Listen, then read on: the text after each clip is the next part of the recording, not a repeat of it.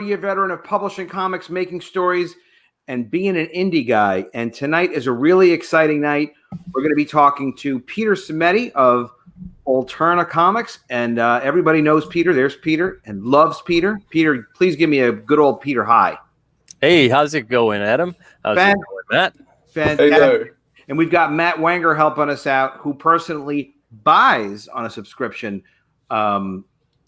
some really, really cool ALTERNA comics. Yeah, I've been a big fan of what Peter's doing for about 2 years now. Thank you. Fantastic. I mean, I actually have an older story before ALTERNA is what it was. I got to meet Peter personally at the Sunrise Mall in Massapequa when Peter's just amazing. People have no idea. You see Peter, but once you get to know Peter, and then like you still don't know all the stories. But I got to meet Peter, and I bought a copy of The Chair from him, his graphic novel that he wrote and drew. You got the first edition, first printing. The first printing, and I won't even sell it back to you. I'm very rude that way.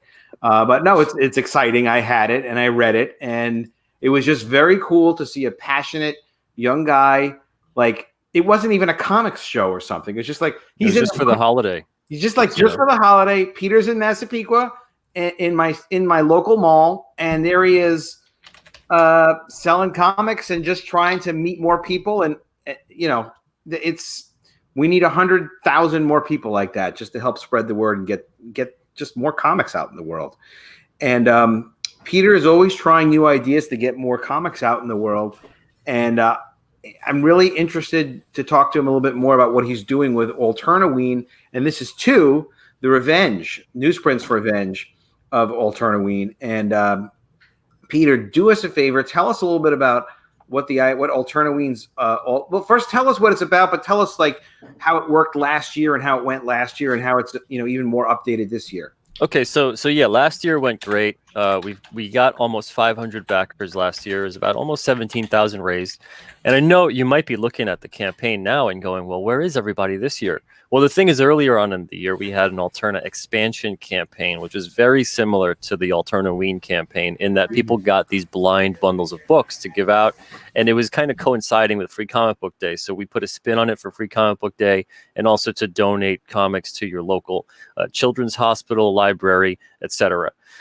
So a lot of people, they jumped onto that to get their ALTERNAWeen stuff right then and there. So we had close to 250 backers for the expansion campaign, about 9,000 raised. So that's why this year I'm expecting it to be around 7,000, 8,000 around there by the time it closes out.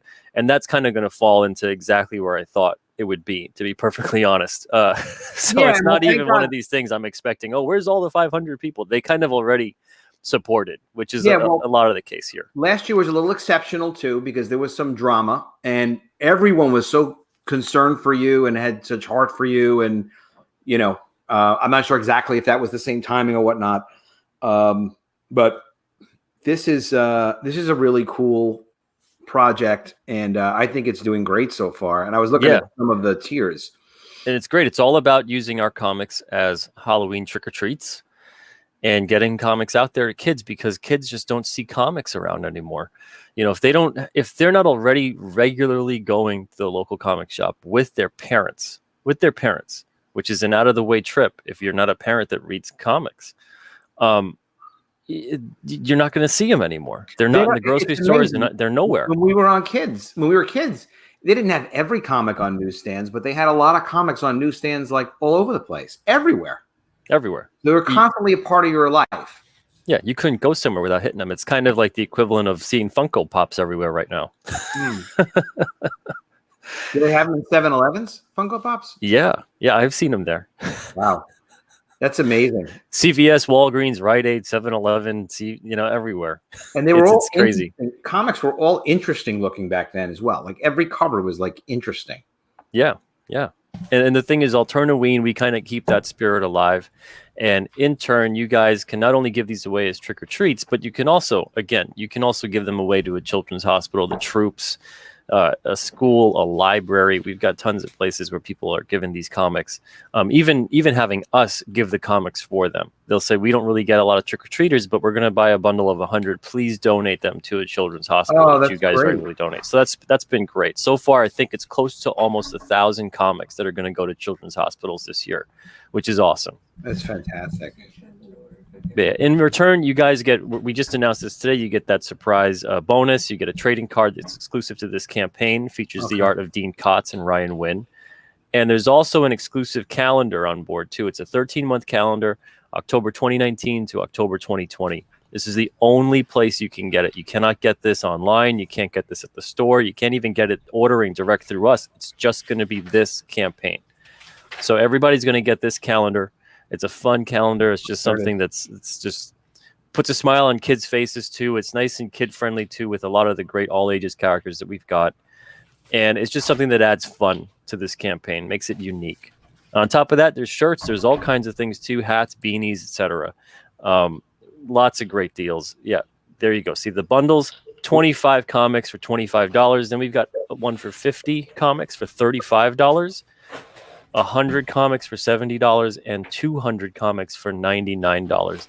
I know that the 200 comic bundles last year, someone had requested that, and I said, all right, I'll put one up. I don't know how many you're going to sell.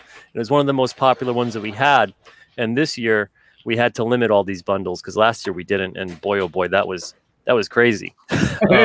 But this year we've limited the bundles. This way we don't completely sell out of all of our stock, which pretty much happened last year. Oh, wow. And so now we've got a bunch of people on board, which is great. Well, that's a problem you want to have. Yeah, it is. It's a good problem to have. Everything. I just want to say I saw Mighty Mascots is in there. That's a really fun book. And if you're not reading it, you need to get on that because it's a blast. Absolutely. It's like a Saturday morning cartoon come to life in a comic. Yeah. It's fantastic. So you get... These are books that, like, extra inventory that you have now. Yeah, we already have, because we do pretty big print runs at this point, and it's for multiple reasons. Number one is because they do tend to sell out quickly, so we go into constant reprintings. So we've started this year in particular to print a lot more. This way we don't have to keep going back to print. So we're going to dip into our inventory as well as print up a couple extra different kinds of all ages books. This way we have enough for the campaign too. That's really cool. And you're constantly going to press with your new comics, and then you're also mixing in reprints. Yep. And then you're also printing your Alterna printing service. Yep, absolutely. Yeah, we usually do about, at this point, it's been between 5 to 6 books a month on the printing partnership. And it's almost around, I want to say that I think it's 25 or so that we've done at this point since that started. 25 printing partnership books. So that's really picked up. You just started that in a couple months ago, in earnest around, I'd say March, maybe. We tested a couple books with it, and the thing is, we didn't need to do a test run with books, but people felt like they should test it out and see. So they volunteered, I guess. They still paid for the service, but they said, okay, just in case something does go wrong or anything like that, it's all right. So I said, okay, we'll just do a little test run. And one of the books was Ben Slabek's book last year. He's the writer creator of Exilium, and he did a sampler book, and he did it again now this year because he loved doing it last year. A sampler book that he took to New York Comic Con, and that thing was like, I think last year it was pretty thick. I want to say it was like 64 pages, something like that. Wow! And it only cost something like 80 cents a piece for a 64-page book. So this year, I think he's doing like a 56 pager. Yeah. And it's a little bit less because his page count's smaller. But again, that's for a color book, a newsprint, and that's really, really affordable. And that's, again, why we could also do the Alterna Giants and things like that too. The Alterna Giants are new books that you're doing that are 80 pages, right? Yeah, 80 plus pagers and a $4.99 retail price. That's excellent. Excellent. Yeah, it's kind of going to be like a no frills graphic novel. Speaking of Mighty Mascots, that's going to be the first one. So it's going to compile the first 3 issues, and that'll be out in November. Peter, I've got a question I want to ask you that I've been thinking about for a long time. And I want to know, if I take these drink caps and put them in here like this, Yeah. you think I look like a super villain? Yeah. Yeah. I could see that. I could see that. You should draw eyes on them or put googly eyes. Oh my god. That's a good idea. I'll do that right now. That's the editor and the development guy inside of Peter and the crazy guy inside of Wanger. And you mix those together and this is what you get. And that's why I'm famous. Because I know how to put people together. There we go. Now you got it. Now you got it. That's You're all ready for Halloween. You're all ready for Halloween. You are now in the Alterna universe. I've got a couple of evil laughs. You can tell me which one you think works best. There's this.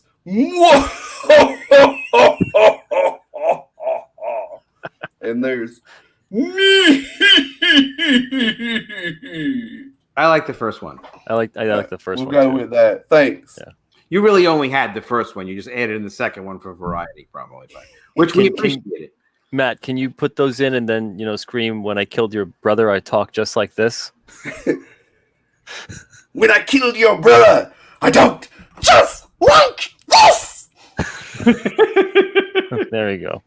You get Wanger wound up, and you will pay the price. And that's how it goes. But there will be more. I promise it. I guarantee it. And that's what I rely on you for, Mr. Wanger.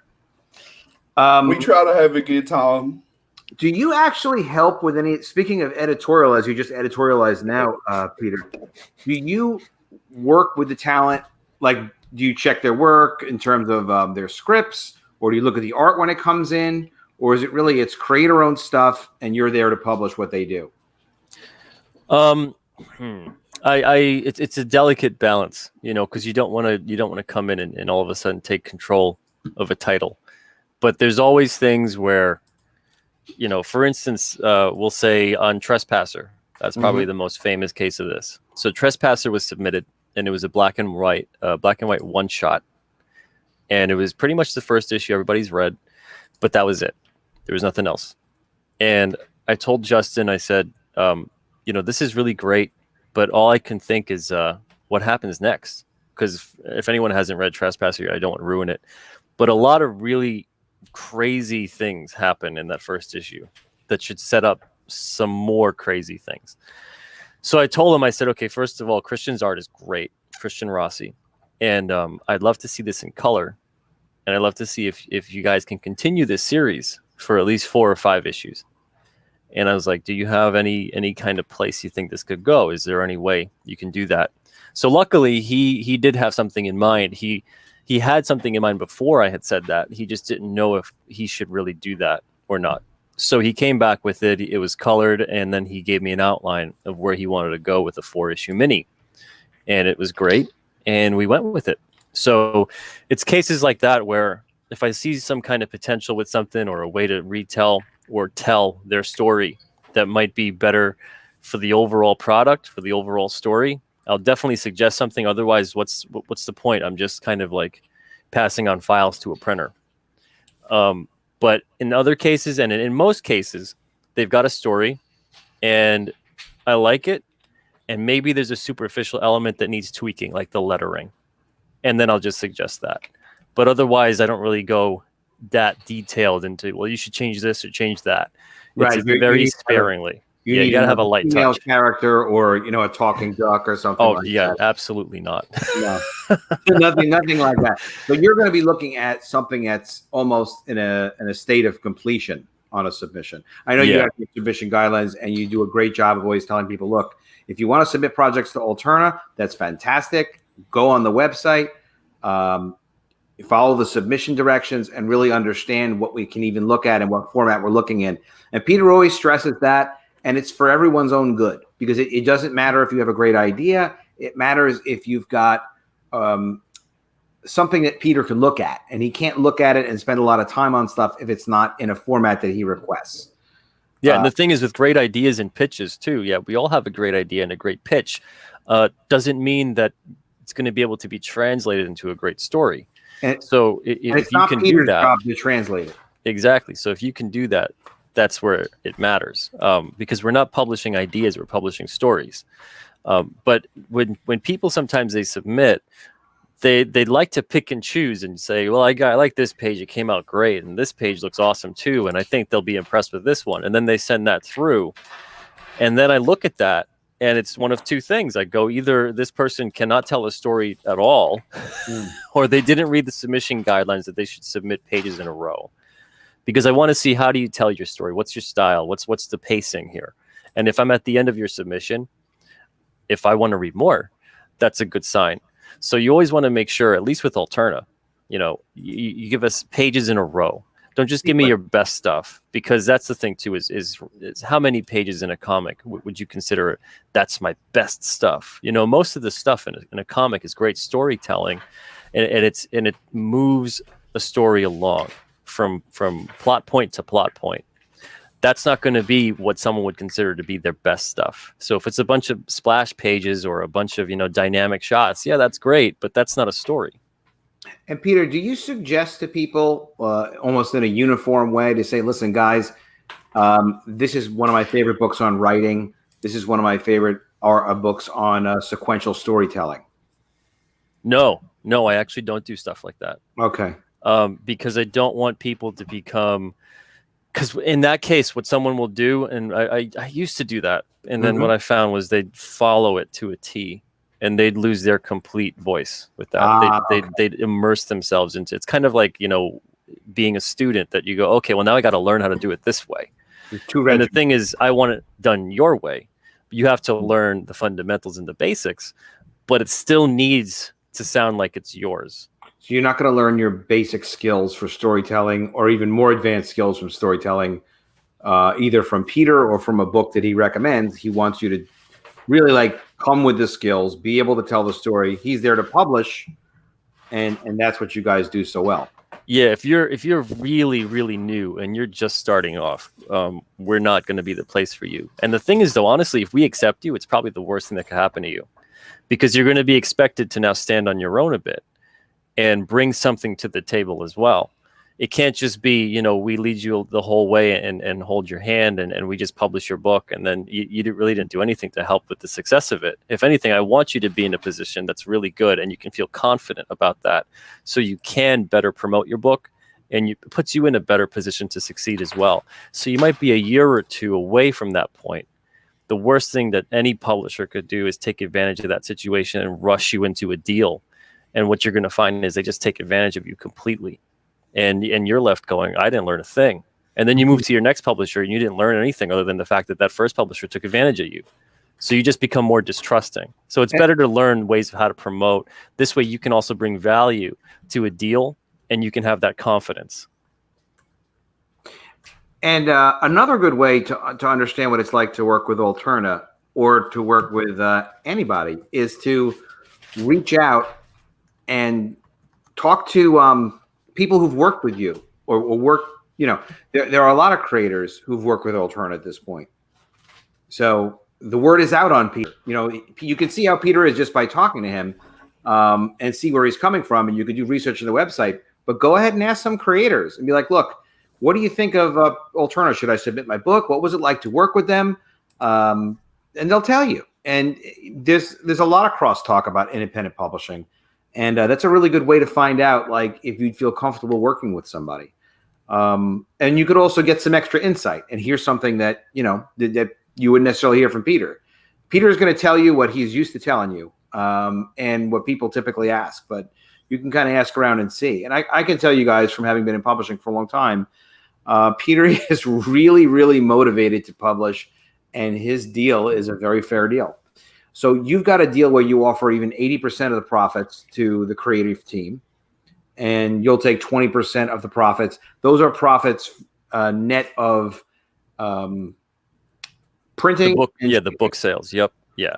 But I assume if there's advertising that's related, that they don't you usually have the printing covered with ads before it even goes to the printer? We usually get about, I'd say, half of the printing amount covered with the ad sales. Yeah. Really? Ad sales have been getting a little bit better though, because we've been bringing people on board to start selling them, because it wasn't difficult to sell them, but the time, oh man. And between everything else and onwards of, filling hundreds of orders a week, between that and then everything else going on, it really drained my time. So I'm glad to get somebody on board. So what is it? So let's talk about the advertising. That's fantastic. So you're able to cover the costs of printing, or a good chunk of it, with selling ads in your book? Yes. Yep. Wow. So how does the advertising work? I know you've got it on the website, but if you don't mind. Advertising is pretty simple with us. It's very, very, very affordable. It's open to everybody, including other comic publishers, other comic creators. Not Wanger with that yellow. Yeah, I'm paying for life. And we'll pair up your book with we'll pair up your ad with the right book. So quarter pages are $25. A half page is $65. A full page is $100. A back cover is $200.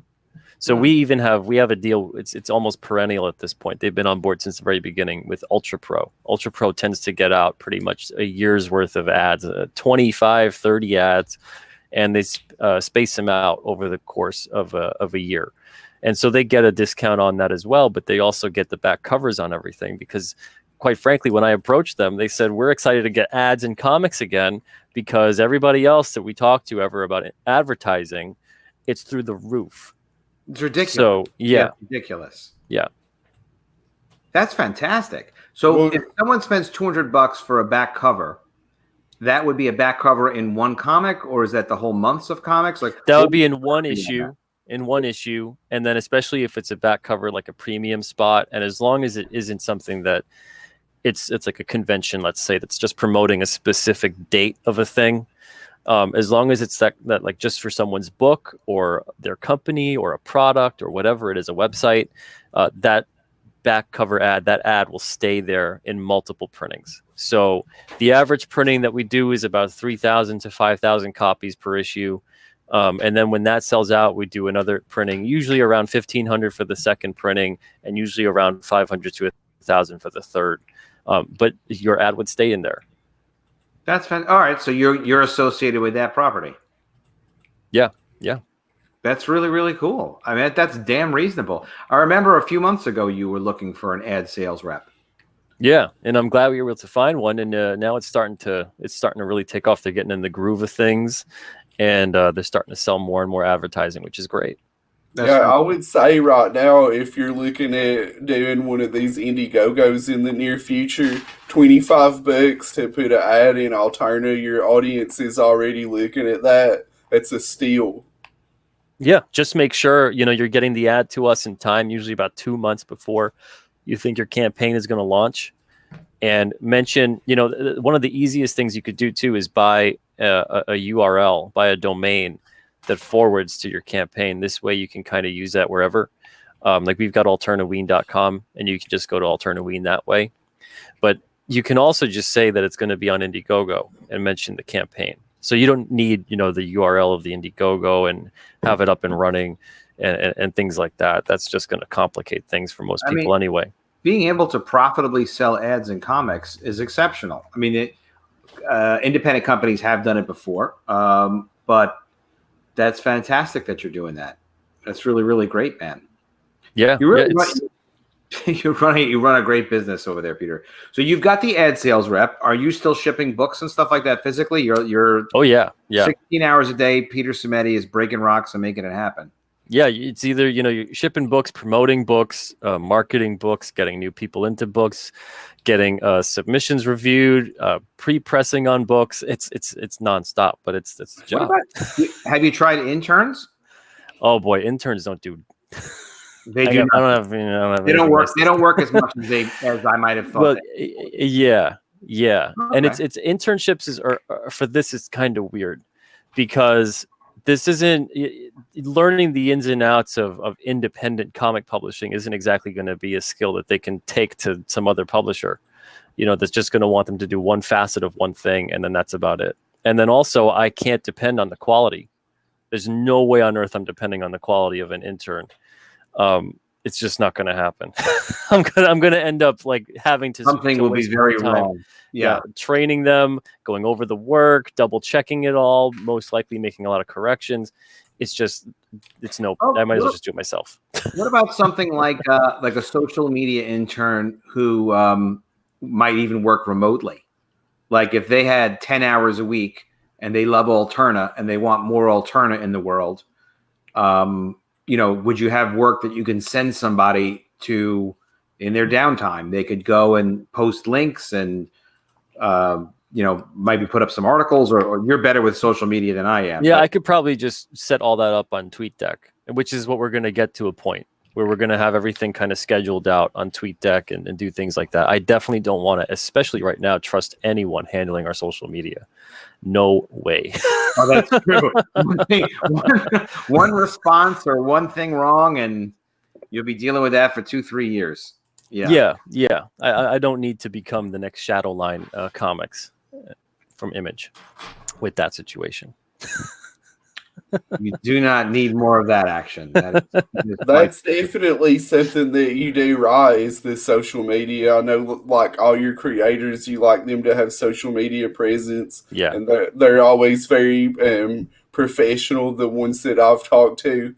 And I learned about Alterna from you sending me a follow on Twitter. Like, if somebody is on Comics Twitter, somehow you find them. I don't know how you do it, but it definitely works. Yeah, it's great that the creators are able to do things like that too, and I always encourage that because I want them to also grow their own brand, whether they have another book in the future at Alterna or whether they can succeed and go out on their own and do something and be great.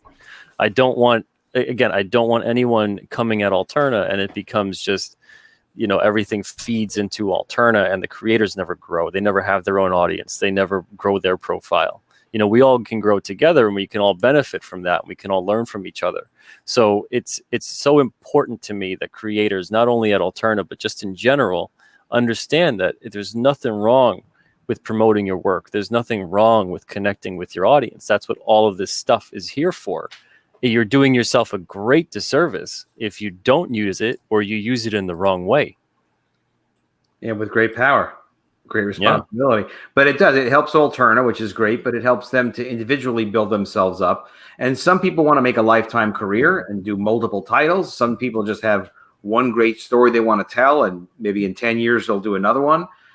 So them developing themselves individually, but also helping to develop the whole platform of Alterna is a really positive thing. And I know you have your social media guidelines, and people need to respect that when they're associated with the company, it doesn't just affect them and it affects Alterna, but it affects all the other creators.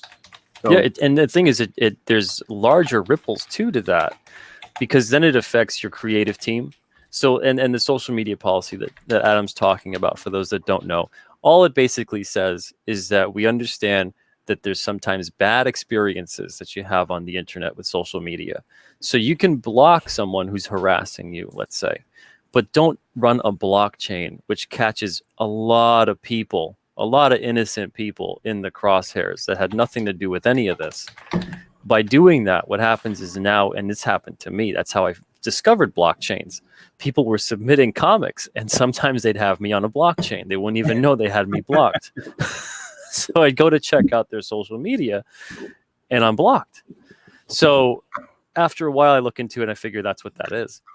And all you end up doing is creating this weird kind of environment where you can't, not only can you just not promote your comic, but on top of it, you're kind of shooting yourself in the foot. Well, people are openly insulted. I mean, it doesn't bother me really, but because, you get very used to it. But some people don't really, they don't understand like you didn't and I didn't.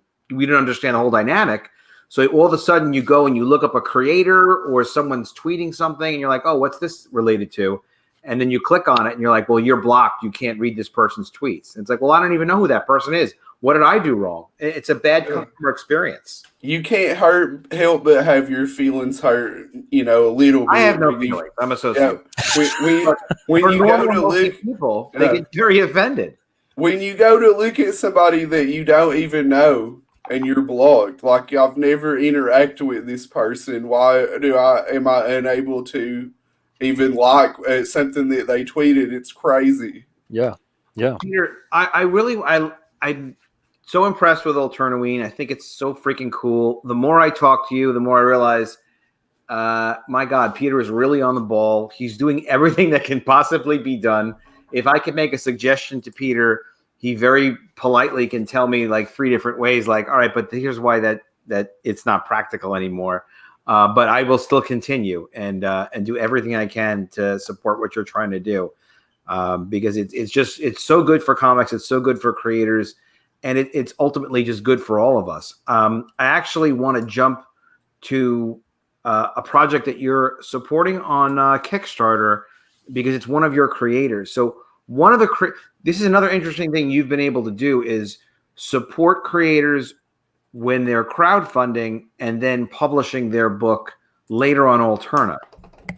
And that's kind of interesting because through your Alterna platform, you're selling to comic book stores, but you also have, you were saying the other night, 6x9 trade paperbacks that you publish to bookstores.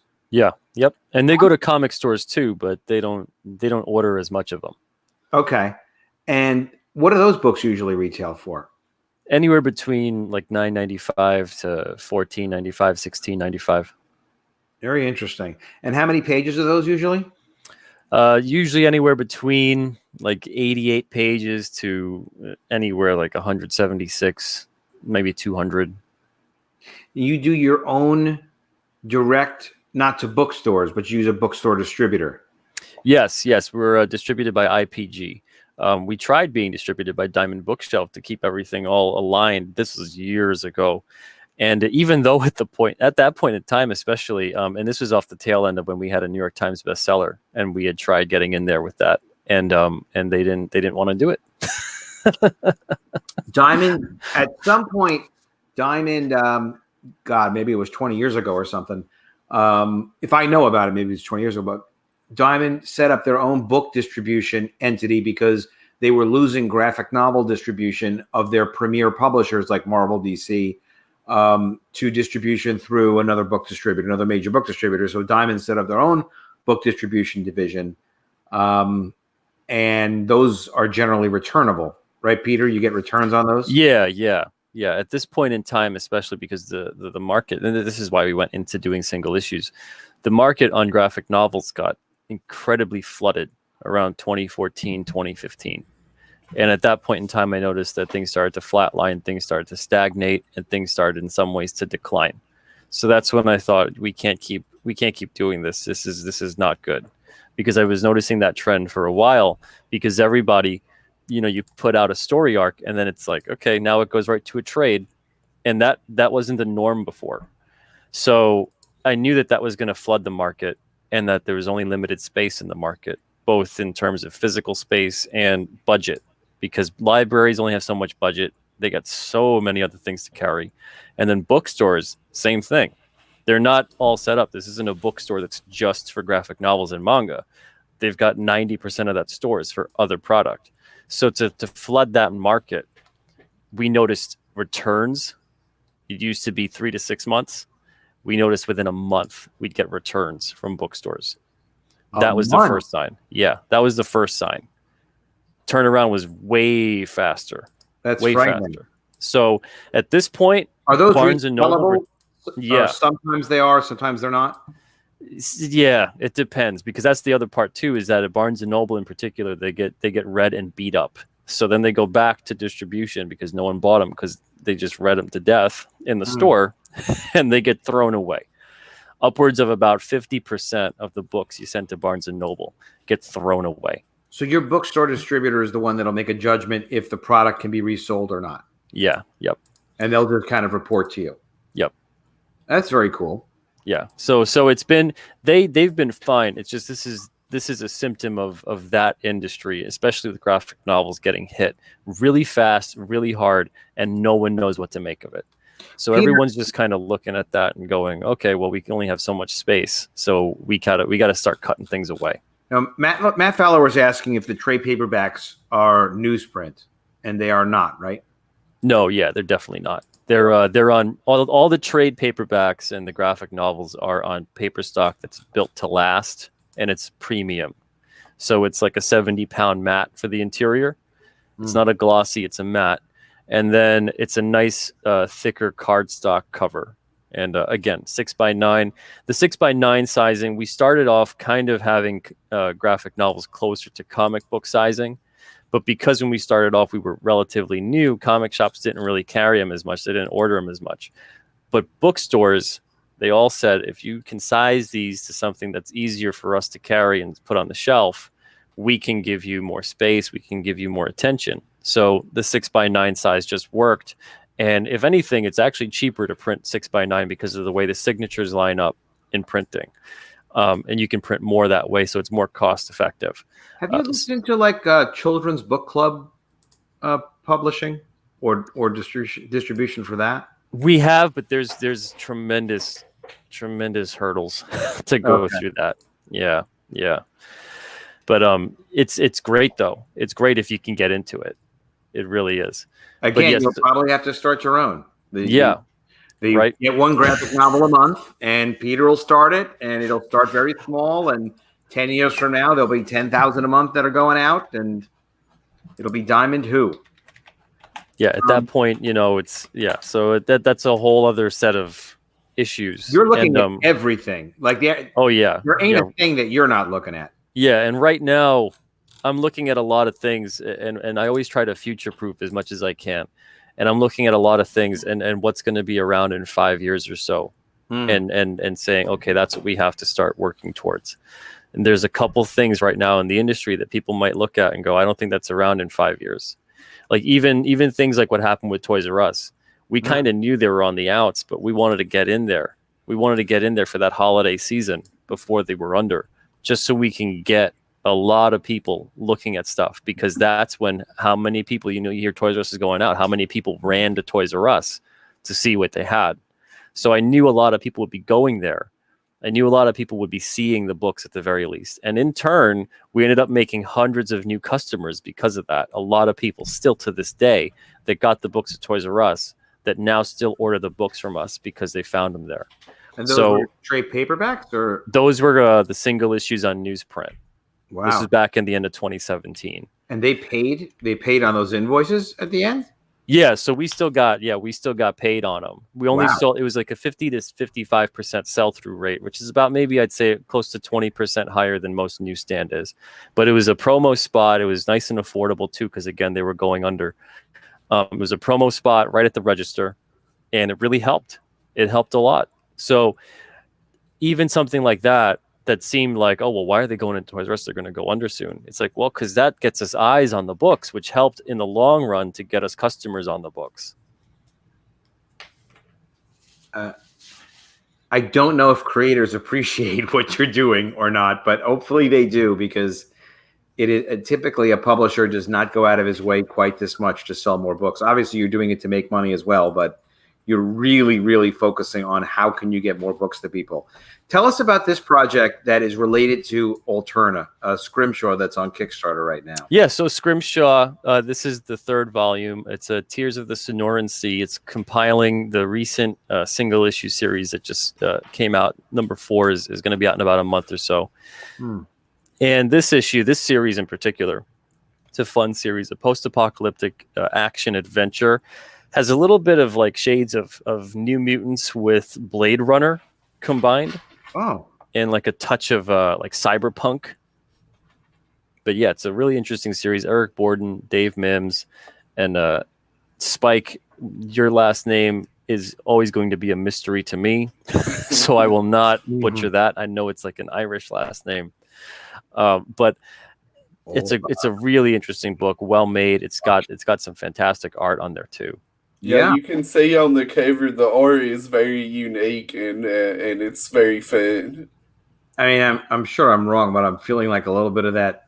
When you're saying New Mutants and seeing this and the cover design, I'm thinking Bill Sienkiewicz. Yeah, it's got that Sienkiewicz look. It's got that Portacio look. It's really fun stuff, and it's very cool aesthetic. It's very epic. And But it what is takes this? lots of So this- seriousness to it. This is a single comic? It's a single issue series, and this one, the Kickstarter for it is the Okay. compilation, the trade of it. So and they do an awesome job with their trades. Anybody that's got Scrimshaw Volume 1 or 2 knows that there's a ton of back matter. Usually something like 40 pages of awesome backstory, character profiles, galleries.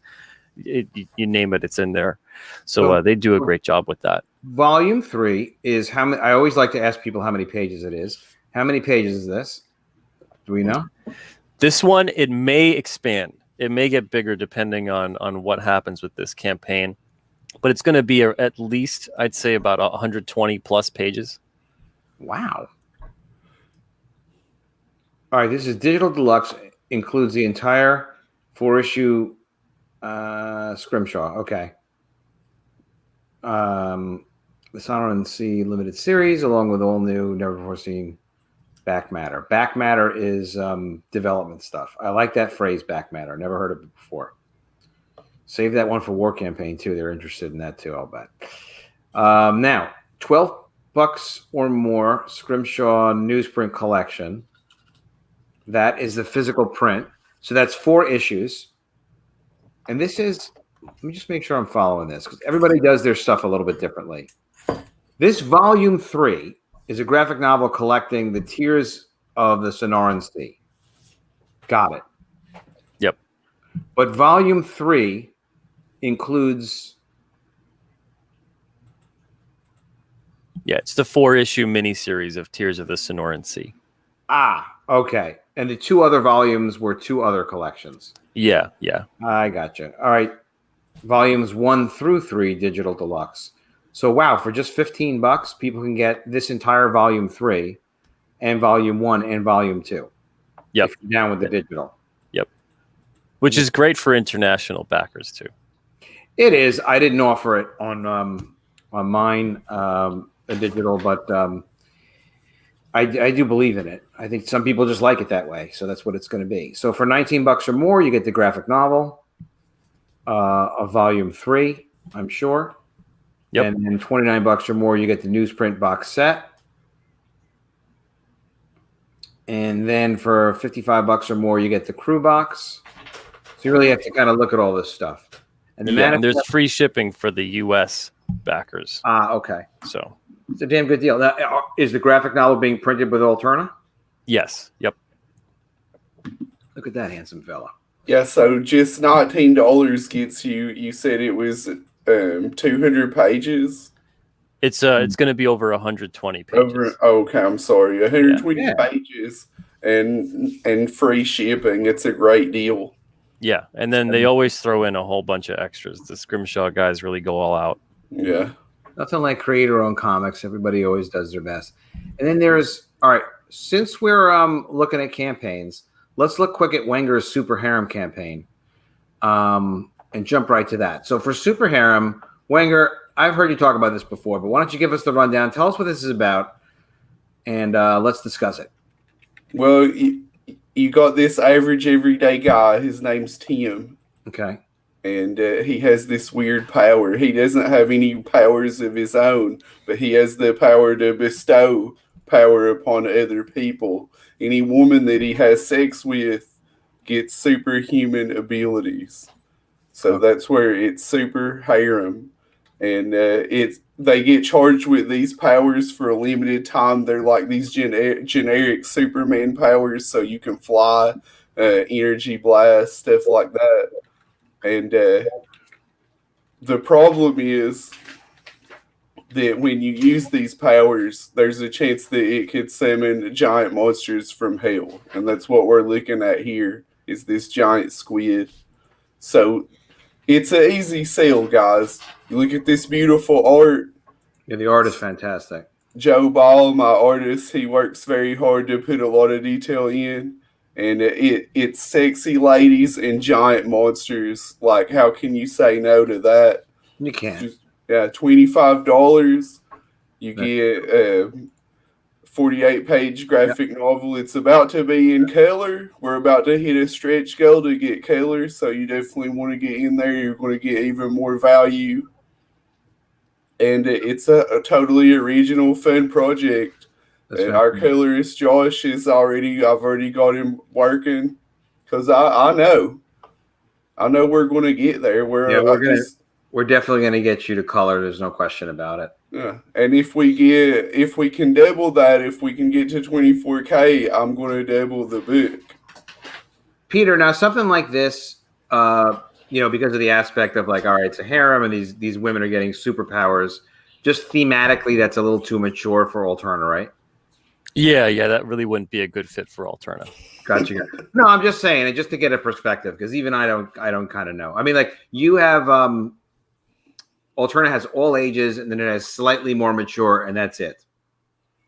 Yeah, well, we've got right? we've got all ages, young adult, teen, appropriate stuff, and then mature books. But Okay, it's one of those things where if it's something where I feel like it's going to be difficult for us to mass market it or get it in a bunch of different places or anything like that. it's already hard enough. It's always better. Shouldn't be, and that's the thing. You can look at something like this and go, well, it's pretty successful. Maybe it'll be successful out in retail, but in retail, there's nobody there to hand sell it for you.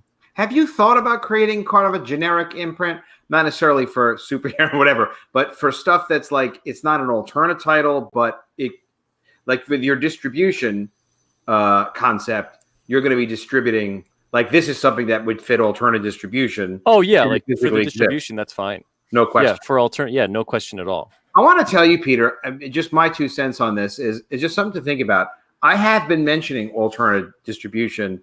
I mentioned it to 3 people, and 2 out of the 3 people were like, yeah, like the newsprint. So what Peter will do is he'll print my books, and then he'll help me distribute them to comic stores. And I said, no, that's absolutely not it. And then I said, Peter will print your books for you, but that's not what Alterna distribution is. So it may be hard to separate the Alterna publishing brand from the Alterna distribution brand, if you know what I'm saying. Well, it'll be pretty easy once all the information. Once you have a website to go to. Yeah. What do you think? And it's well, right now what they could do is we're going to partner it up with printing partnership stuff. So you could get your book printed on Newsprint and have it piggyback onto our run. Absolutely. But the thing is, it's not like that book then goes solicited through Diamond. This isn't like a subleasing distribution of Diamond. This is taking advantage of not only the fact that we sell direct to 50 to 60 retailers, which it's going to go up once Alterna distribution is up and running for a couple of months, especially as everybody kind of floods into the system and we all start promoting and talking about it. You can then go to your local comic shop and say, hey, here's this viable other source you can order from. And there's a bunch of books on here, so it's selling also to readers and retailers. We've pretty much been using Alterna distribution already. It's just right now it's called AlternaAccess.com. And it's the same kind of system. It's going to be ported over, essentially. Everything's going to be sorted out. Publishers, genre, so you can have all different kinds of genre. And there's going to be a whole kind of spreadsheet for metadata that publishers, creators, you guys can fill in. And it's going to have questions like that of what genre is this? So we can allocate it correctly. How many copies? Because let's say for Wenger's book, I look at that and I go, all right, let's say he gets up to 20K on his project here. And I go, okay, well, let's see. I think maybe we could use 30 or 40 copies. I feel comfortable that we could sell that.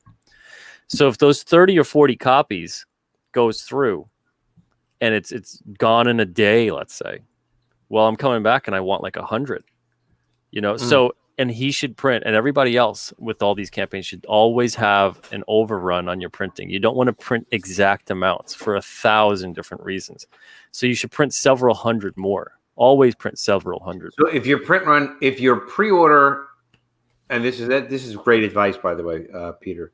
We should be giving publishing advice to people like as much as we can, because experience teaches you so much so quickly, and they're always hard lessons.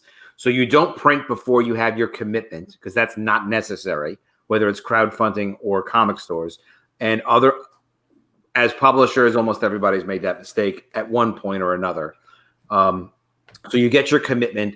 If your print run is going to be, let's say, 500 copies, or if it's going to be 1,000 copies, because you've sold 1,000 copies, let's say, you want to look at how much more would it cost to do 1,100? How much more would it cost to do 1,500? How much more would it cost to do 3,000? It makes a difference if you're printing digitally, like a digital printer with a high-end operation. And sometimes digital is very high quality. You need to look at physical samples, and you need to talk to other people who've printed with them so you understand what the quality is going to be. Sometimes offset printing, which is traditional for, depends on the print run, it depends on the printer, but it could be 1,000 or 2,000 copies. Sometimes the quality is great. Sometimes it's not. So you also want to look at samples and ask people about it. Sometimes printers will physically do both in-house. So they'll give you pricing for two different options. And the price to do 2,000 digitally might be a little bit more or exactly the same as doing 3,000 offset. It's not always the printer's job to tell you which is the cheaper or the better version for you. They're not. We'll be your friends, and we'll tell you as friends, as friend publishers. But the printer's not necessarily going to tell you, and not because they're evil, just because that's not their job. They'll give you what you ask them for. They don't know what you're doing for distribution. Sometimes they'll ask if they're really nice, but they may not give you the correct advice either. What Peter is telling you is, hey, if you put all this time into promoting this brand, this property, it's great. We looked at Super Harem, not related to Alterna, and now you've got customers for it. Great. You're going to deliver it. You've spent all this money producing it. If it's going to cost, let's say, for 1,000 copies of a 48-page color book, Peter probably knows better than I do these days, but maybe $3 a unit to print. That might be. And how many use? What are we doing with that? Well, if it's Matt with your book, is it perfect bound or will it be stapled, saddle stitch? Yeah, we're going to be doing a perfect bound graphic novel. Okay, so for that, in order for it to have a readable spine, it's going to be at least 64 pages on there.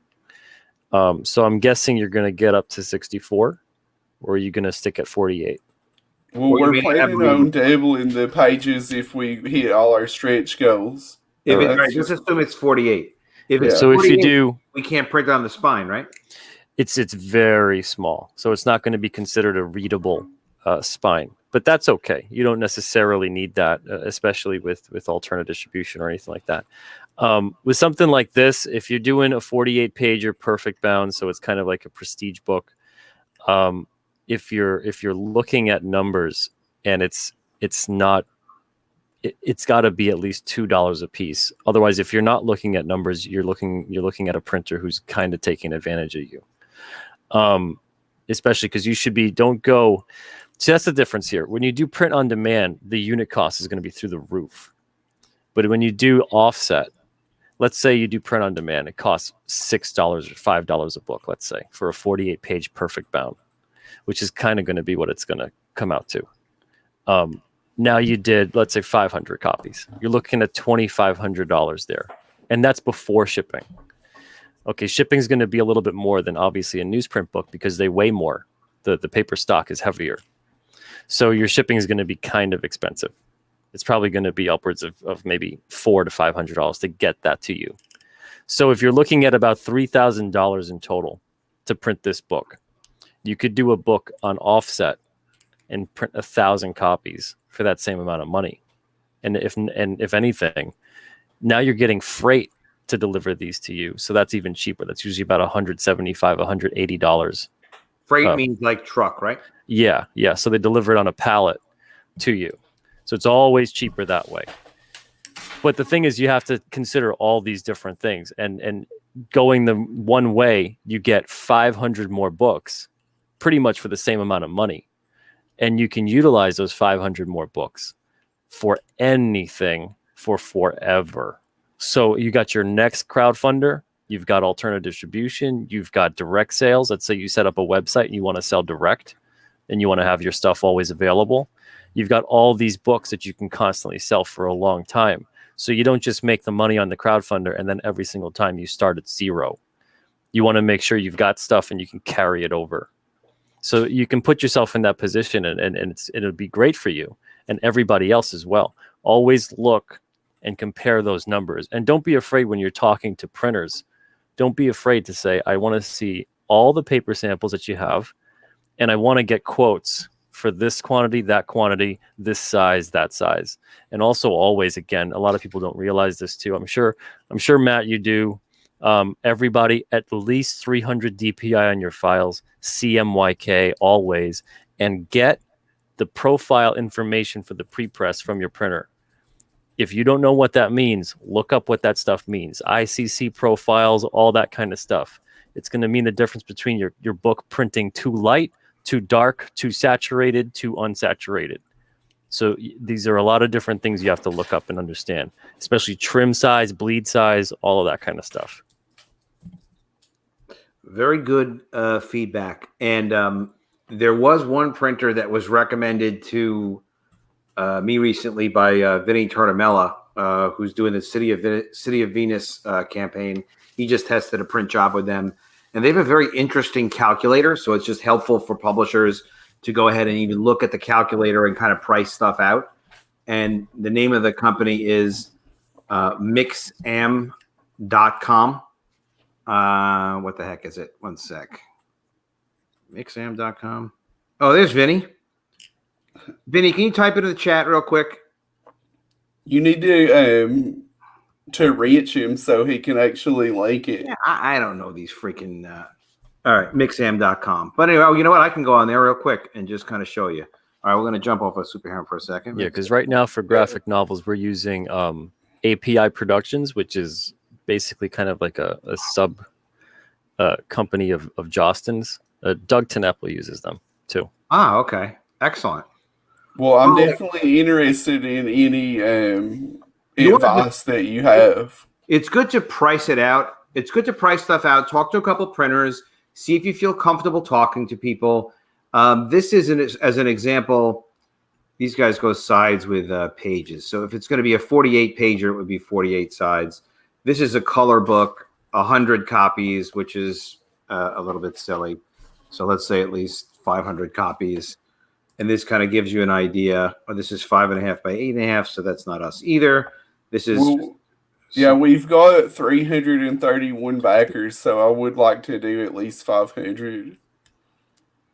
Yeah, you want to price a few different options. These guys, this is a good example. They show prices on a Speedmaster, Heidelberg Speedmaster, which is offset, or an HP Indigo 7600 color press, which is digital. So it could just kind of give you an example is, you know, it's these guys give you two options because they've got both equipment in-house, in their operation. So it's a good thing to just kind of talk to a few different printers, ask if it's printed digital, if it's printed offset, can they do both of them? They'll also know like which one usually is more effective for them. In terms of thing too, yeah. With digital printing, you're going to notice you can kind of feel. Then I'm a print snob with things. Yeah, you buy enough print and you become snobby. So you can feel the printing, you can feel the ink on digital because the toner kind of piles up on itself. Whereas with offset, you don't feel that. So the book doesn't feel, and it also doesn't glare and it doesn't get as shiny because that ink is a lot. The viscosity of it's completely different than with offset or web press, which is what newsprint is on. So you notice that the book looks more professional, more official when you get it offset or web. Digital, it's great if you're doing anything 250 copies or less. If you don't mind newsprint, nothing at this point is going to beat the printing partnership program for your single issues. But for a graphic novel, you always want to look at that and go, well, if I'm going to go close to 500 copies, I might as well go offset and print 1,000. And it's 500 books for free. And if you're selling those books for $5 each or $10 each or $25 each, you just do the math with what you have. And it doesn't hurt. That's actually not that many books either, 500 books to hold on to, even a 48-page graphic novel. You can put it in whatever, maybe 7-8 boxes or something, right, Peter? It's not that bad. No, yeah, it's not that bad at all. I have a lot of cases of 200 cases of 200 comics, and it's like a big box of paper and a sealed case of paper. It's not that bad. Yeah. But for a 48-page graphic novel, well, maybe 8 boxes, 10 boxes. And the other thing too, is that when you do these higher print runs, you lower your unit cost as well. So every single copy that sells, you're making more profit on it. So that's also, again, it's something to think about. But when you do digital, that's kind of a good rule of thumb, is that under 250, digital is relatively okay. But once you start flirting past 300, especially once you're at 500, and any offset printer, you're going to see considerable savings once you go into the 2000 range, because what 1000 is usually kind of just going to be their setup cost, and it's always going to be their baseline. But you're going to start to notice that the price gets really cut if you start doing 2000. So on books, let's say like we had a book, it was an 88 pager, and I wanted a quote. It was going to sell through a lot, so I wanted to get a bunch of them. But we had a quote for 1000, and it came up to around $3 maybe a book for just the 1000. And then we had the quote for 2000, and the 2000 was about $1.40. So it was either you get 1000, pay $3,000, and you get 2000, and you pay the $1.40 a book, which is basically, what is that, 4,400 around there, 4,800. So you get a whole other set of books, 1,000 books, and you're only going to be paying like 1.5 times maybe what you would have paid, not even. So you save a considerable amount of money if you can get to the 2000 range. And I know a lot of guys, obviously you guys aren't going to be selling like 2000 books, but if you're going and saying, I'm going to have a print run of 1000, you might as well just do the 2000. Because usually 1000 digital is going to be the equivalent of 2000 offset, 1000 books free, basically. 1000 digital is going to be the equivalent of probably 3000 offset. But it's more the fact that you can have those extra 1000 books, because if your book is good enough that it's selling 1000, first of all, that's fantastic. If you could do a crowdfunder and it's selling 1000, that's amazing. So there's no reason on earth that 1000 extra is going to sit there for forever. That's a book. Yeah, you're marketing. You're a marketer. You're going to sell those books. Yeah, so you're going to end up selling those books, even if all you did was sell 50 a month. You're going to be gone with those books in about 3 years or so, and that's like nothing in terms of kicking around. I mean, there's people, I still got books sometime where I'm looking at it and I'm like, 10 years ago we did this, but the person kind of took off. So now we're still stuck with these 50 copies that it's hard to get rid of them after 10 years. So you end up eventually discounting or giving them away or whatever it is. But that's the thing too, is you're going to also get damages. It's just part of it. You're going to get damages with your print runs. And I'd say roughly about 5% of your print run, if you're lucky, is going to be a damaged book. That's not going to be mint condition. A pretty banged up corner, a bent book, a misprint, something didn't catch right, didn't trim right. And you can donate those books. You can give those away. You can, sell them at half price. You can do a lot of different things, but you have to be ready and expecting that these things are going to happen, because it's not a perfect science. You're not going to order 3,000 books or whatever it is and get 3,000 perfect books. And Peter, what percentage do you start going back to the printer on it and saying, hey, listen, you guys didn't pack this well enough, or these all came out screwed up? Once it turns into 10%, that's 10% or more. Yeah. Yeah. So if then you talk to the printer. Yeah. So if we order like 2,000 and 200 of them are just, we got to chuck them right off the bat, then it's like, send an email and talk about that. And sometimes things work your way. Like you might order 2,000 and get 2,100. Yeah. You didn't even pay for those. You just got extra books. Good things happen sometimes. They do. It's not all bad things, but those things you don't have to worry about. The good things, take care of themselves. It's the problems we got to deal with sometimes. Peter, while we're at it, let's talk about this Feast or Famine book that's associated with Alterna also. Sure. I've seen this going around a lot on Twitter. People have talked a lot about this book. So this book is fully funded. It's in demand now, which means people can still get it. And it's a collected edition. So what the heck is this? Yeah, so Feast or Famine it's a parallel universe story about a parallel Nikola Tesla and Albert Einstein kind of teaming up. And they have adventures through space and time, essentially. It's a pretty sweet looking book, honestly. Joseph Cooper does a great job on the art. Dave Swartz is the writer and colorist on it. It looks phenomenal. Even on newsprint, it looks phenomenal. Let me show that for a second.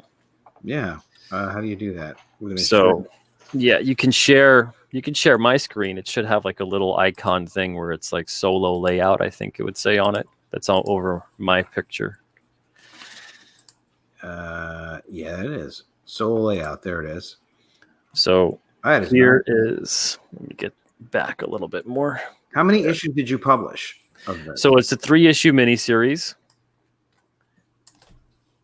Nice. And I'm not sure if they're going to continue the series. I know they're looking into it, but everybody's so busy. Mm-hmm. But this one is the compilation for that, and that's going to be on the graphic novel format. But yeah, it's a really fun book, well made, and if you're into sci-fi, if you're into it's kind of got like a Flash Gordon kind of Buck Rogers-y feel to it. Some of the story, if you're into that kind of stuff, this will definitely be up your alley. Yeah, I read that one. It's a lot of fun. Yeah, it really is. Now, a lot of people are saying a lot of nice things about that series. So this is something that is being offered by the creators on Indiegogo. It's being fulfilled by the creators, and they're printing this as a graphic novel. Yeah, so this is going through us. I'm printing it as a graphic novel, and then they're taking care of fulfillment of the campaign. Now, if you're going to be doing distribution and whatnot, would you consider doing fulfillment for crowdfunding? What do you mean? Like if someone has a crowdfunder? Like you're printing it, yeah. Well, for example, these guys, they're going to ship out the orders to people, no? Yeah, they're going to ship out the orders. The thing is that if you go through alternative distribution, having us do fulfillment for your crowdfunder, it's going to cost you money. It's going to cost you shipping everything to us. It's going to cost you probably a couple hours of sleep every single night, worrying whether or not we did it correctly. It's always better when it's stuff like that. Do your own. Mm-hmm. Do your own. And if it's massive, let's say it's like 10,000 people you have to send stuff out to. Sure. Then you can get a company involved. But if it's, a couple hundred people or whatever, I mean, honestly, I ship out a couple hundred orders every single week. So it's something you can do. I mean, if I'm running Alterna and doing everything else and still shipping out a couple hundred orders every week, you can do it. You can absolutely do it. Okay, that's fair. And you don't want to either, really. This is not. No, it's taking on more inventory. It's every single step of the way, and every single person you go through with your stuff. That's one more person to worry about, one more person to kind of oversee, one more person to stay on top of. It's not going to benefit you the way you might think it will. It's easier for you to get everything when you have a crowdfunder, set everything up, look at your backer list. And also that's the other part too. I don't want people to start saying, well, Alterna now has all these names and addresses and everything else and, all this other stuff. And then it turns into, well, what if something were to happen? Sure. Now we're another thing in the mix where it's like, well, they also had the information. So maybe they did something with it or they lost it or they had 250 orders to fulfill. They fulfill them. They're good to go. Exactly. You're your book for them, so you can send the books from the printer, like drop ship them, whatever they need. Yeah. Literally, all we want to do with alternative distribution is make it very simple. If we overcomplicate it, it's going to be as good as dead. Yeah. If you've got a book that's ready to go and it's in hand and you're ready to give it to us and we're ready to buy it, so it goes right to a store, right to a reader, let's talk. Other than that, it turns into, well, I believe it when I see it. And I know the market right now is very based on pre-orders. The comic market is all about pre-orders right now. It's everything else is just, they don't care to do reorders. They don't care, to fulfill crowdfunding after the crowdfunder's done. None of that. Alternative distribution is all about all the things that current distribution is not handling. So you want to have the stock on hand. It'll be on your website.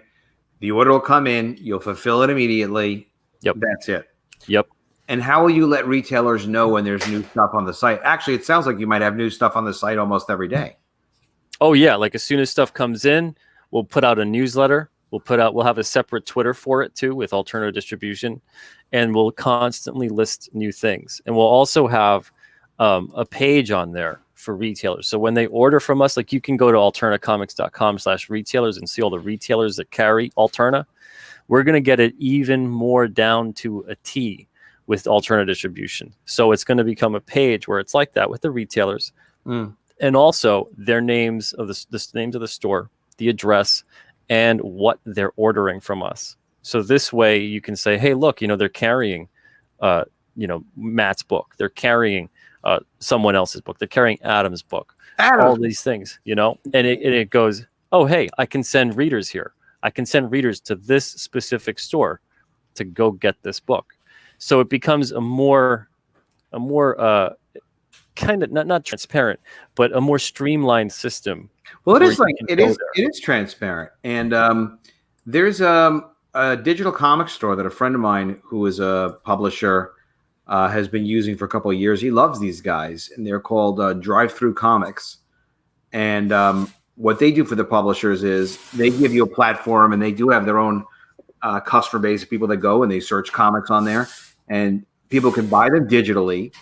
They take a reasonable percentage of the sale, but then they also give you the email address of the person who bought the book. So that's one other person you can market to. So this sounds kind of like that you just want to be like, if they're your customer, you're not looking to own their customer. You're looking to let them know, hey, this is who your customer is. You've been paid for it. Do what you will. And that's it. Exactly. And we'll have a newsletter as well where you can sign up and you can see all the time when we get new stuff in. And it's going to be a little bit colder than how we run Alterna. Alterna has a mix of we're a bit warm with the customers, a little nod and a wink here and there, and then business stuff.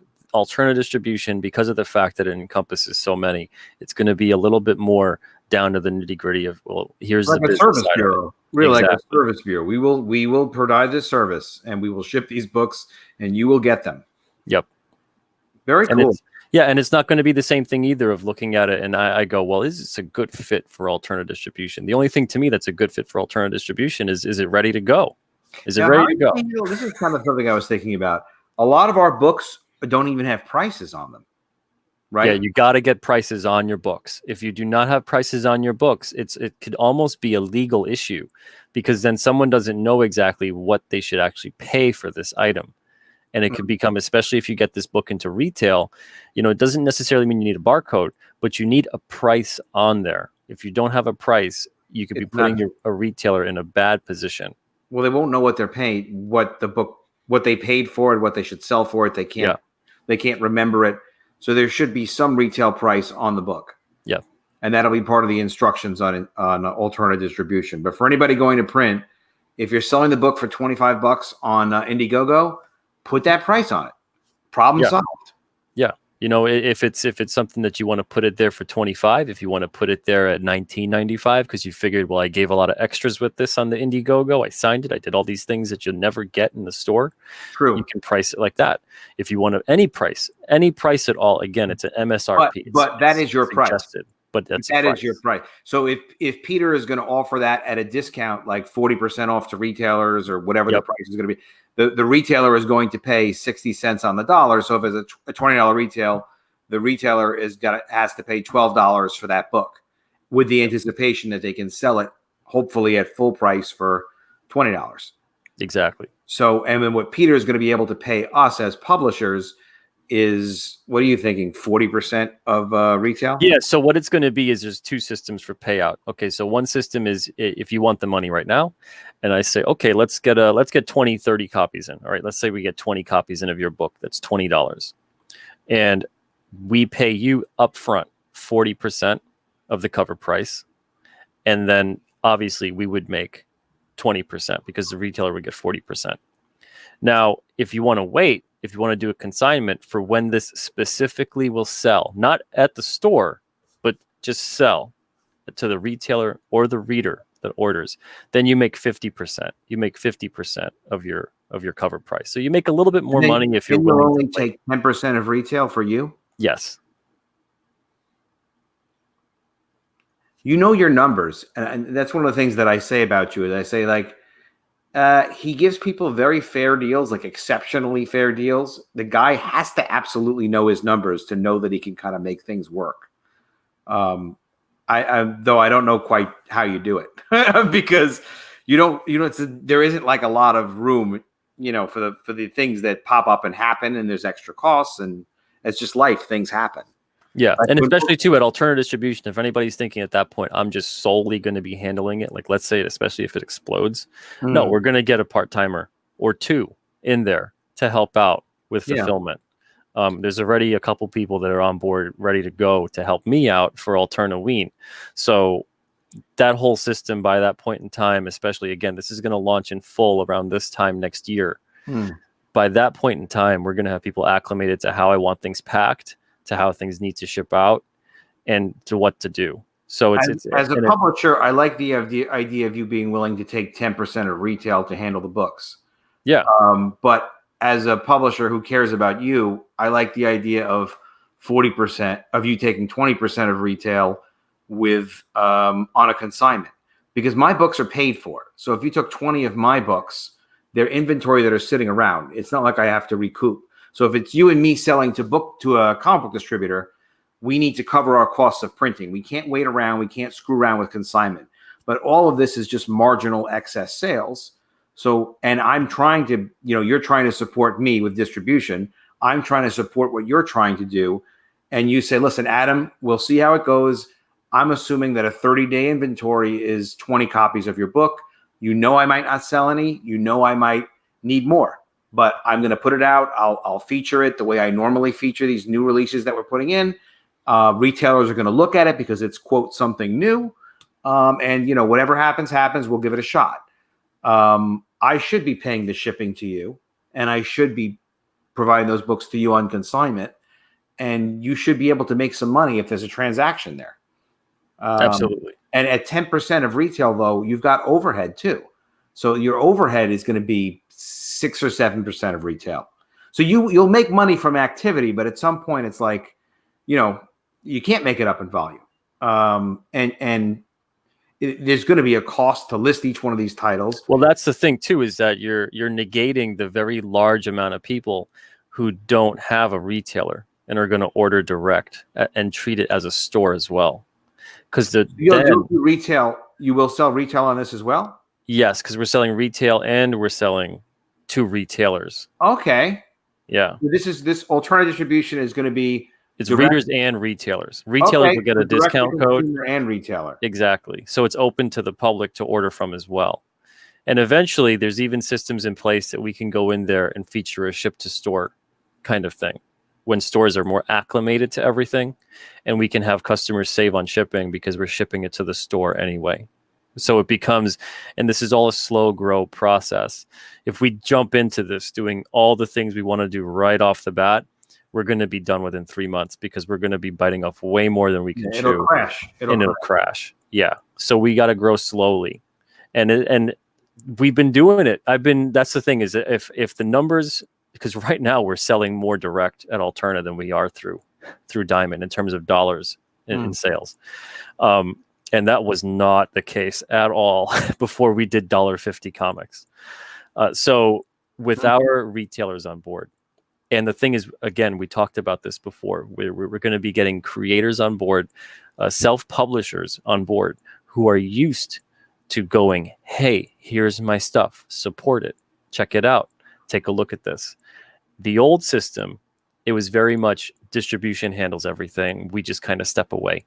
That's one of the biggest problems right now in comics is most people don't understand that they need to promote, how to promote, what they should do to market. Right now, if you're a crowdfunding kind of person, which a lot of indie creators are, you're very used to promoting, marketing, talking about your book, getting readers excited, getting people, the information they need to go somewhere. So that's the influx of people who are going to be on board for alternative distribution. It's a very different playing field compared to traditional distribution where people expect, well, they're going to do this, they're going to do that. I don't need to do as much. And the thing is that those people, you do need to do as much. If in some ways you need to do more because you have way more to compete with.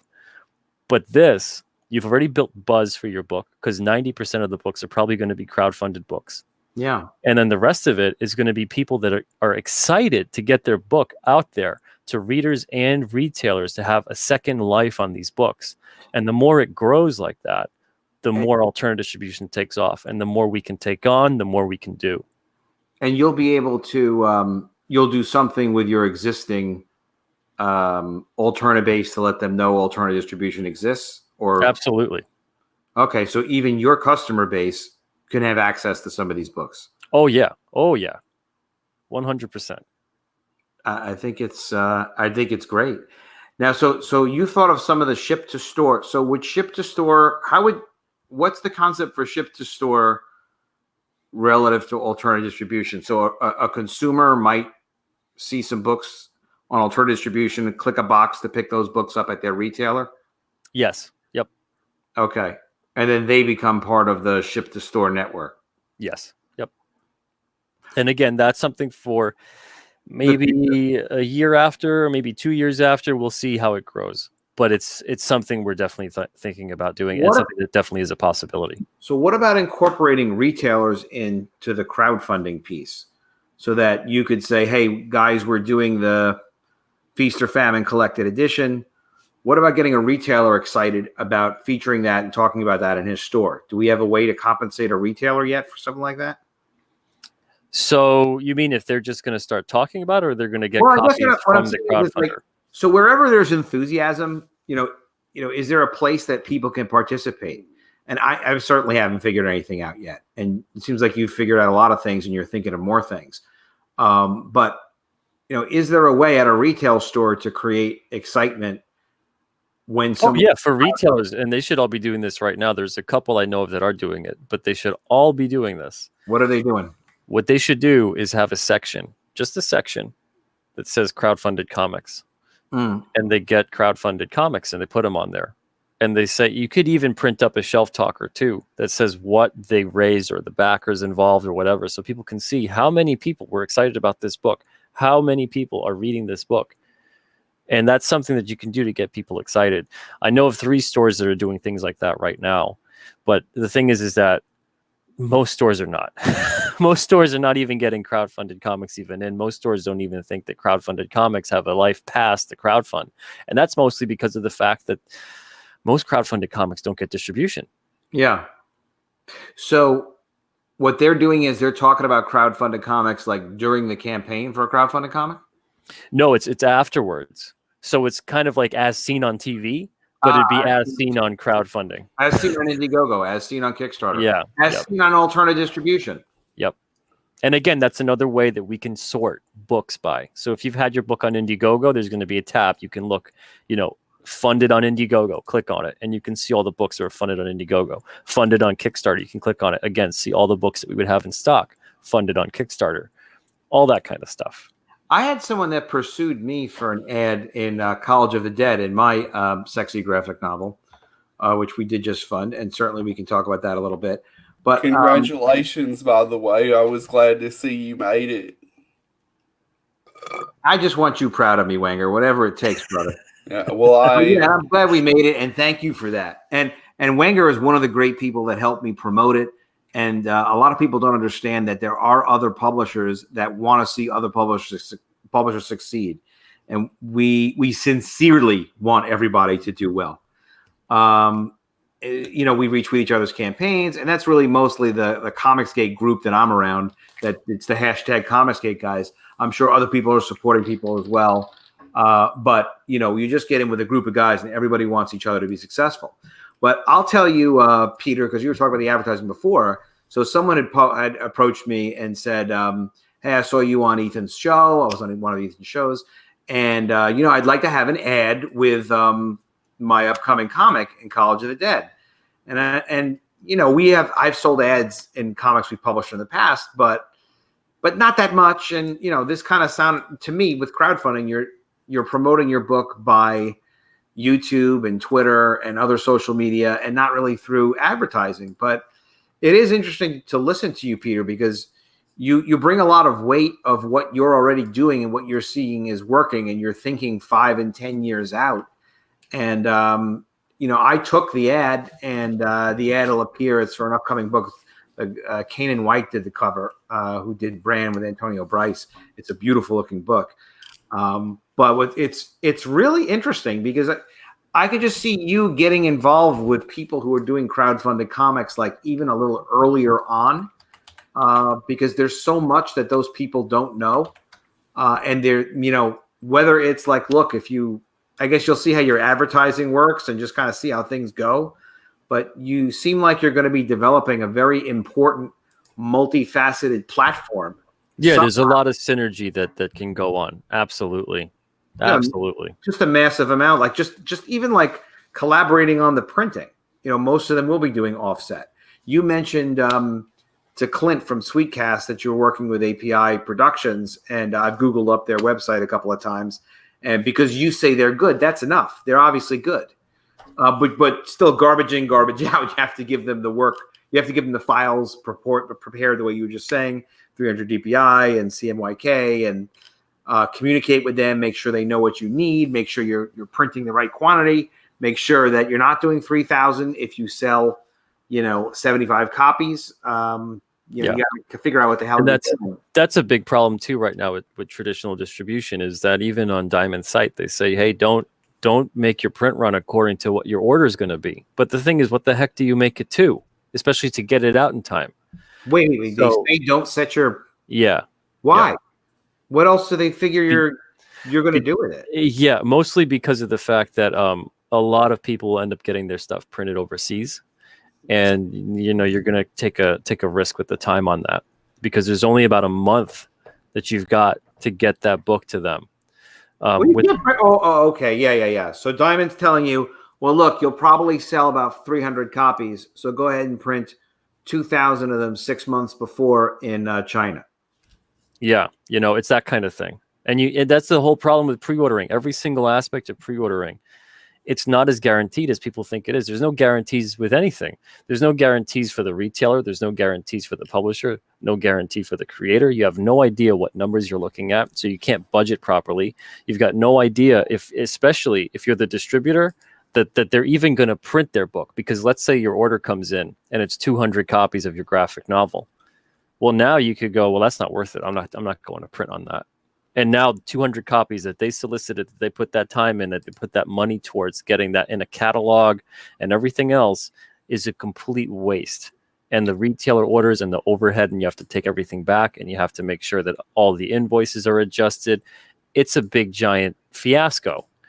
And then for the retailers especially, let's say they're counting on that. Let's say that's 200 people there that pre-ordered that wanted that.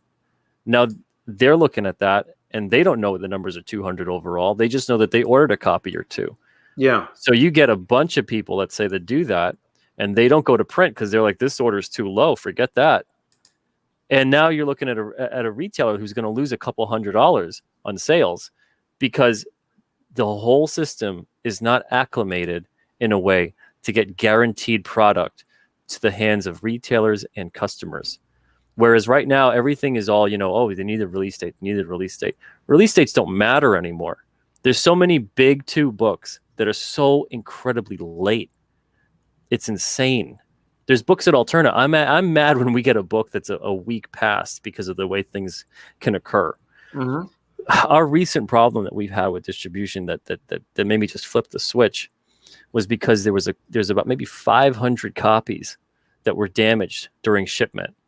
And Diamond refused the whole shipment, sent it right back to the printer. The whole shipment, several thousand comics that were perfectly fine and should have been out, and we could have just supplemented the rest and sent them separately. How many were in the order, roughly? About 7,500. And so 500 came damaged, and they refused the whole thing? The whole ship, yeah, the whole pallet sent back completely. And so that is literally having us almost miss the cutoff because of the whole fiasco of getting them back to the printer in California and then getting the printer to print up the stuff again instead, because they were just going to go, okay, we're just going to print whatever needs to get printed and we'll ship out whatever. This way your PO doesn't get canceled. And instead what happened is now we were within maybe 6 days of that PO getting canceled, and we would have lost that whole order. It almost sounds like they do actually get together and conspire about how do we ruin Alterna. Yeah, like I said, it's like a poke. It's like a constant little poke. Yeah, I mean, when I had a problem with books that we delivered, and one of the time it was really my fault. There was something we did that was really messed up. It was a mistake I made, and I got a call from Bill Shanis, who was VP of Purchasing, and he was like, Adam, he was just kind of telling me what was going on, but they would not do what they did to you. Yeah, and right now, but one of the things they do for you that I don't understand, that I didn't actually mean to ask you about, is Diamond used to be pretty hardcore about, look, if the book doesn't sell a certain amount on a PO, we don't want to handle it.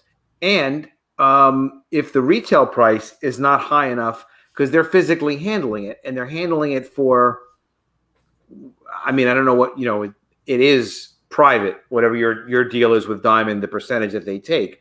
But generally, Diamond is buying at 60% off plus whatever they can get away with, and reselling at 40% off to retailers, or 45, or whatever it happens to be. Not with the majors, but with anybody who's not a major company, they're looking for about 20% of retail, as much as they can get, plus extra little crazy fees that they always used to come up with, like in the most creative ways. But so my question is, like, they don't harass you constantly for having a low price point? No, they don't do that. And the thing is that we've had 2 books canceled at Diamond, but this was years ago. And I'd say probably it was within our first year or two, 2008, 2009. And, but since then, no. And I've wondered that as well. But the thing is, you look at even a site like Comic-Con. I've even had firsthand experience talking to publishers and creators. They'll go, my book only sold like 700 through Diamond, and they don't even bat an eye at it. That's a lot. Scarily, it can be a lot. Yeah, well, the average book with Alterna, we sell, the average was maybe about 1,500 copies at this point. It was higher, but we're losing stores. We're losing upwards of 100 to 150 stores a year. When we started off in about 2008, 2009, with distribution at Diamond, it was close to 4,000 stores that were considered dedicated comic shops, and now it's close to do you feel under like 2,000? Do you feel like if you're putting Diamond into the conversation, so wherever the fault lies, their business is the pre-orders. They used to have a consignment program as well for larger publishers, where they would hold extra inventory for reorders on hand. But if they're selling 1,000 copies of a book, and what is the average retail price? $1.50 or $1.95? For Alterna, $1.50. $1.50. So it's 1,500 retail. So for them to put something in their system, I think they used to tell me they wanted 2,000 retail at least. Yeah, 2,500 used to be the thing before when we had started, and that was the last I had heard of it. The thing is now, if they try to say, okay, it's still 2,500 for the benchmark, I go, yeah, well, your comic shops are half of when we started out, so you should be closer to 1,250. But they don't even bring it up. They don't question. No. Well, the thing is, they can't. They can't really bring that up at this point with us or other publishers, because if you start holding those rules fast and firm, you lose a lot of your business, and they've already lost a lot of their business. So do you feel like they're making any money distributing your stuff? If they buy 1,000 units distributed amongst, let's say, 300 stores, because they're probably not shipping less than 3 to 1 location. Are they making money when they physically handle them and check them in, or do they wouldn't? Would they carry them if they were losing money? Well, the thing is that I don't think they would carry things if they're losing money at this point. But obviously, they're not just distributing Alterna, and there's a lot of publishers that sell way less than Alterna. So it turns into an issue of, well, if the line is where the line is supposed to be, then we only really see Marvel, DC, and maybe Image, because it's really rare that even Dark Horse or IDW at this point crack even the top 100 You start really looking at everything, and it becomes really apparent very quickly that the comic industry weighs heavily on two publishers, and that's it. Even though the vast majority of books is not just the two publishers. They pump out a lot, but there's about 1,000 books that get put out every month now. Jeez. You know, and when we started 10 years ago, it was probably about 500 or so. Wow. Every month. So you think there's a lot of support from crowdfunding that's supporting that production, or 1,000 through comic stores? I think what it is it's a lot of companies, and we keep seeing it more and more, but over the past, we've been around 13, almost 14 years. Over that time, I've seen a lot of companies just kind of rail on going, let's just stay alive, and eventually we'll get a movie option, we'll get a deal, we'll get something. Mm-hmm. And when that doesn't happen, the company goes under. And it's happened time and time and time again, because it's not set up. You know, you get all these companies, right? It turns into like there's 10 people in the book that you're like, this person's that, this person is president, this person's vice president, this person's this and that, and whatever. Right, like a whole, they have it like Lion Forge was. Yeah, yeah. And I'm looking at it and I'm like, what do you sell? What are you guys doing? What are you doing? But then meanwhile, they sell less than what we do. And it's just me running everything. And they take out ads, which costs a lot of money. And they do all kinds of other things like hire publishers. Those ads have a lot of money. Have you found that those ads have driven business much? I mean, especially in recent years, like you could do a full page in Diamond previews. No, it's just noise. Yeah, it's just noise at this point. Because it used to be like, and I don't know how much they do this to new publishers, but it used to be that even with new publishers, they would really present and promote their advertising. Yeah. And it was like, well, they kind of expected you to buy a full page ad if you were new. And it's like, that's asking a lot. And sometimes, they want you to do those full page ads and previews, Peter, and you're just like, there's no way this guy's making his money back. He just spent $2,000-$3,000 on this. Yeah, exactly. Even if they get an uptick of 1,000 orders, you know, okay, you broke even, but Diamond made more money because they got your ad money and they made more revenue on your book sold. So of course they want you to take the ads out. Now, had you heard this? You know, like after the distributor wars, when the exclusives were signed, and maybe it actually wasn't the distributor wars. Distributor wars meaning like when Marvel Comics was bought out by a financier, this guy Ron Perlman, and then he also bought Heroes World Distribution, which is a comic book distributor they were more regionally oriented, and a comic distribution in general. There was as many as 13 of them at one point. And then when Marvel bought their own distributor, they thought they would just distribute all their comics through Heroes World. Yeah.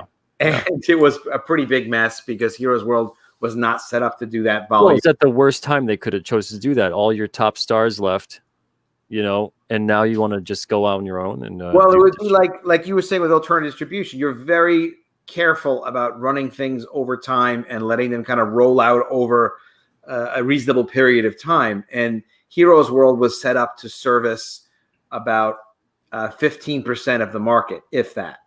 Yeah. And now all of a sudden they were supposed to deal nationally with all stores, and there were probably 5 times as many stores or more than there are now. That was a mess, but it also caused disruption for everyone else. But the point was, when it went back to Diamond and Diamond was distributing everything, the relationship between distributors and the publishers, the relationship between Diamond and the publishers changed, meaning that Diamond doesn't distribute for the premier guys the same way that they distribute for independent publishers. Now, I don't know what their deal is with IDW. I don't know what their deal is with Valiant. But the deals that they made were, they lost a lot of that percentage of retail that they were taking. So it would be like if you bought Marvel Comics through Diamond in the past, you would get them as a retailer, maybe up to 55% off retail or 50% off retail. And Diamond would make the spread, which would be 5% to 10% of retail. But the change was Diamond gave away, Diamond like kind of does it for fees that are like direct flat fees, and they will collect money, but they don't take the same financial risk. and they don't set the terms of what you can buy Marvel comics at.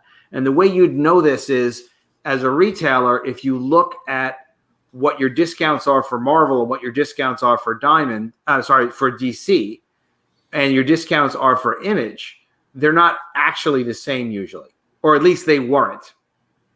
I don't know how crazy this sounds, but the point was, Diamond really was fully functioning as like a reshipper and a financial collection agent, but they weren't assuming the risk. So that Marvel could really dictate and say, this is what a retailer needs to buy. This is the discounts they're going to get. They're not going to get deeper discounts if they also buy a lot of DC comics. And they were able to kind of manage and control that. And DC, because they were clever, signed an exclusive with Diamond before Marvel did. And the DC exclusive also came along with the first option to buy Diamond, should Diamond ever be sold, for whatever the heck that's worth anymore. Why does any of this matter? It just matters a little in that, like, Diamond then got off into making its own toys, and I think they're making more of their own books and diversifying away from just selling comics. And they really blew up comic book distribution, because when you don't have distributors competing, and the distributor can't control the relationship and the discounts with the retailer, it just got nuttier and nuttier. Yep. And for the longest time, retailers were forced to personally guarantee, outside of like whatever their business corporation is, but personally guarantee everything they were buying in comics. So if you buy printing as a publishing company, and you buy printing from a printer, it's your company that owes that money.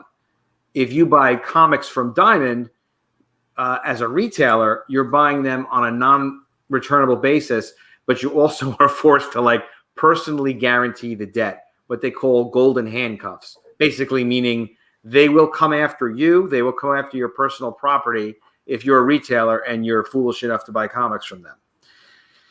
So they've made it very hard for retailers, and then also hard for publishers. But one thing about them was they always paid, and not all the distributors always did back in the day. So whatever the heck it is, it's just a mixed bag. All right, since we're on College of the Dead, I'll talk about my College of the Dead a little bit. I am excited about this, guys. I am super excited. The Comicsgate people really helped me get funded. I've been working on this book for 2 years. Finally got it done. The book is completely done. The files are done. We are selecting the printer this week and finalizing that so we can get this thing shipped in October. It's a 140-page graphic novel, and it takes place on a college campus when a zombie apocalypse invades the college campus. So you've got teachers and students fighting for their lives as they're fighting off zombies. And it's really well written. It's written by Stefan Petrucca. He's written a lot of comics before. He's written a lot of horror and supernatural. He wrote X-Files with Charlie Adlard, actually, for Topps Comics, which is what really made me excited about working with him. But he's also written Deadpool. He's written a lot of cool stuff. And the book is 140 pages. It's black and white. This is the cover of book 2. We're well into book 2. That's almost complete as well. And the listing has 12 sequential pages that really show you what the story is like. This is designed to be 2 panels per page. And I did it that way because I had a thing with suspension of disbelief where I really wanted people to just kind of start reading it and just become engrossed by the story.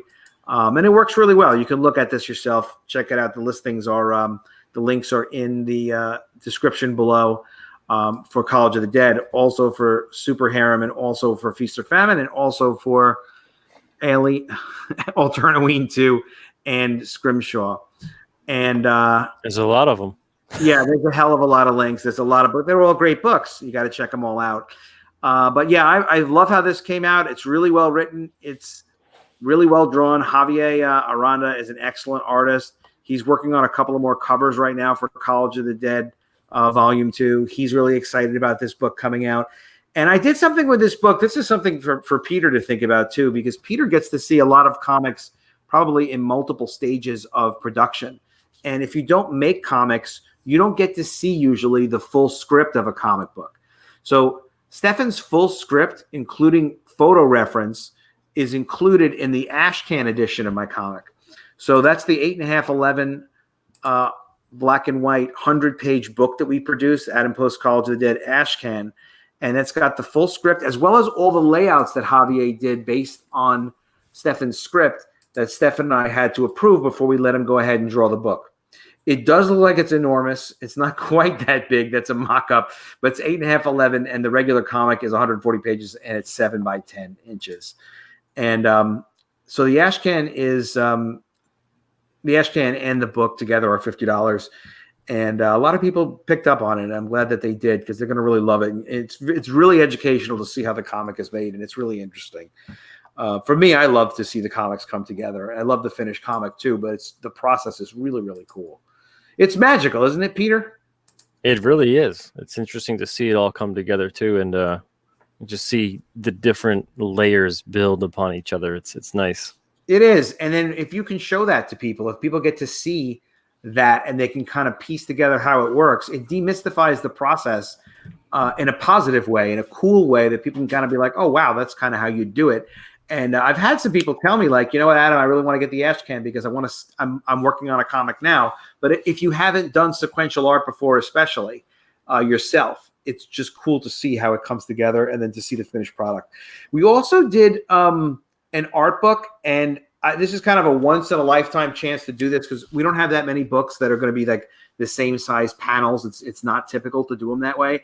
Because all the panels were the same size, I was able to produce this art book that's 260 pages. It's got one panel per page and some other introductory stuff. And that's available as part of the set. And it's 8 inches or 8.5 inches by 8.5 inches. It's black and white, and it features the artwork without any of the lettering on it. And it's one panel per page. It's very cool looking. And you can't do it every time because most comics, you don't really have the same uniform panel layout. And that's College of the Dead. And again, I want to just go over I want to call it AltennaWeen for some reason. AltennaWeen. Again, AltennaWeen could be a whole series, but it's not. It's AlternaWeen 2. And Peter, just tell us one more time what AlternaWeen 2 is all about.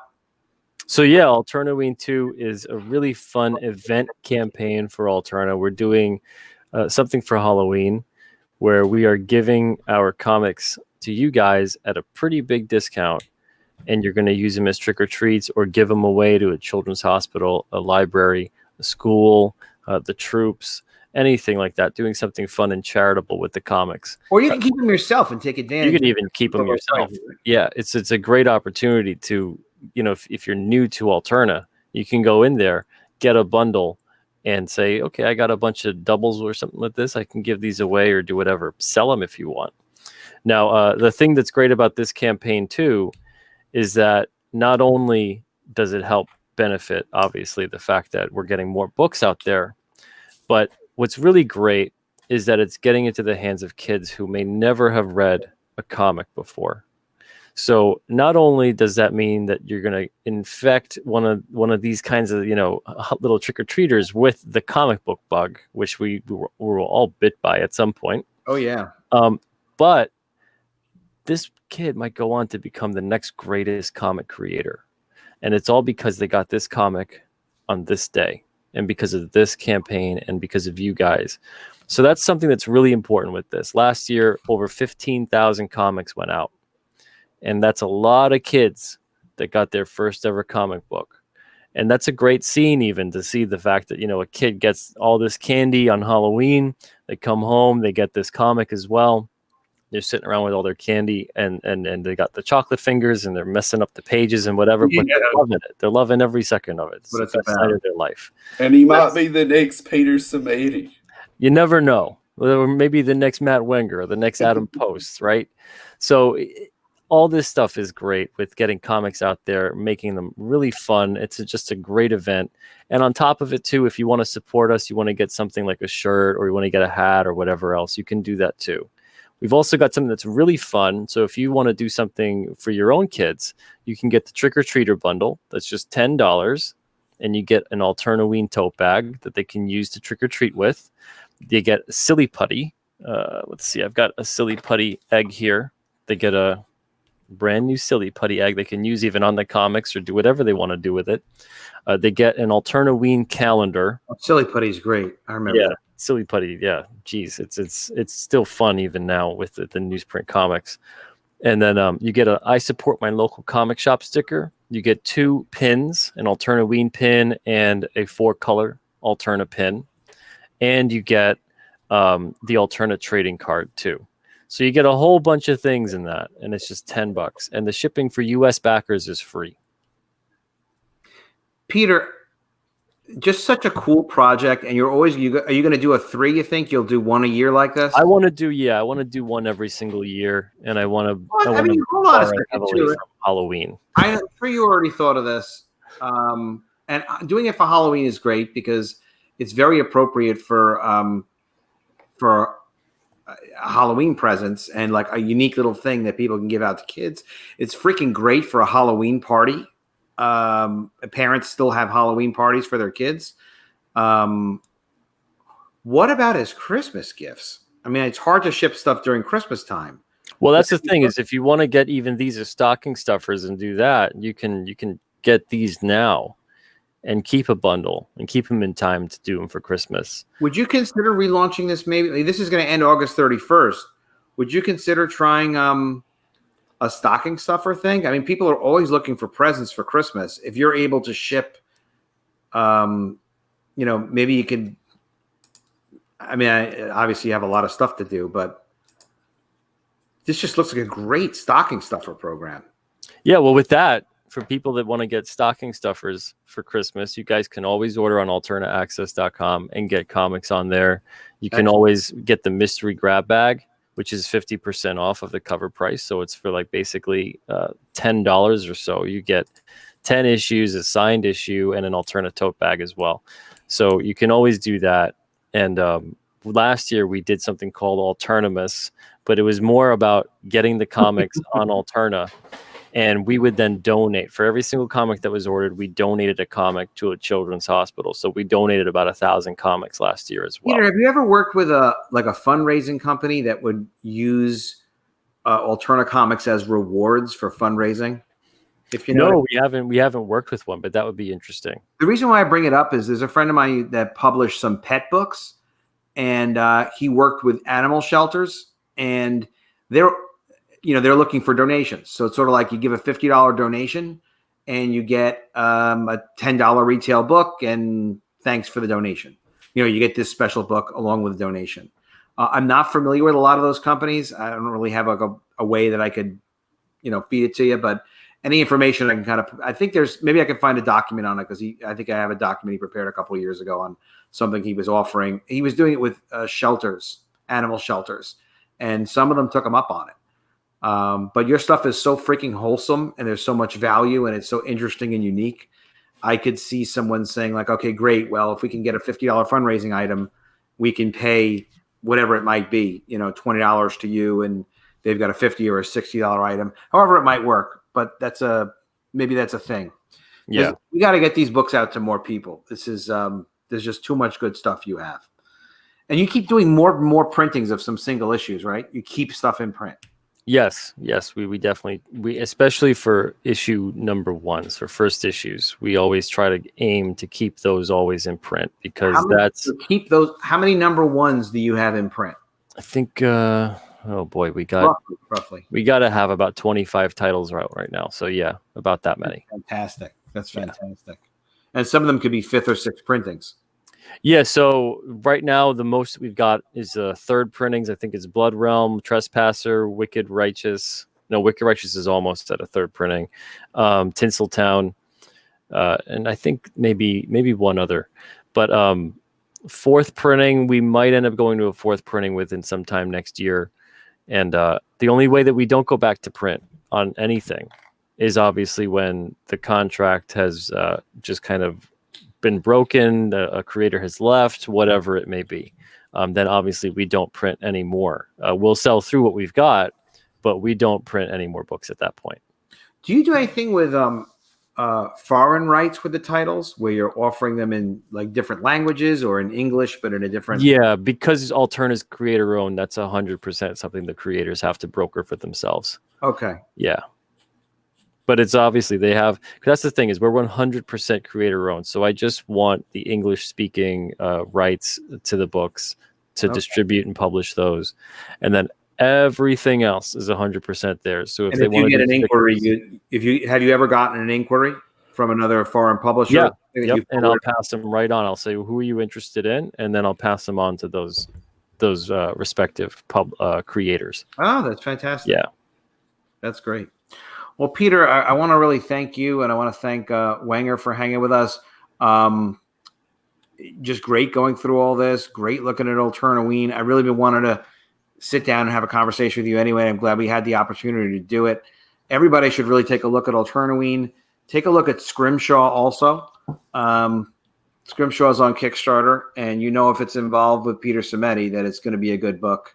And the art is very cool looking. College of the Dead, fully funded, but still in demand on Indiegogo.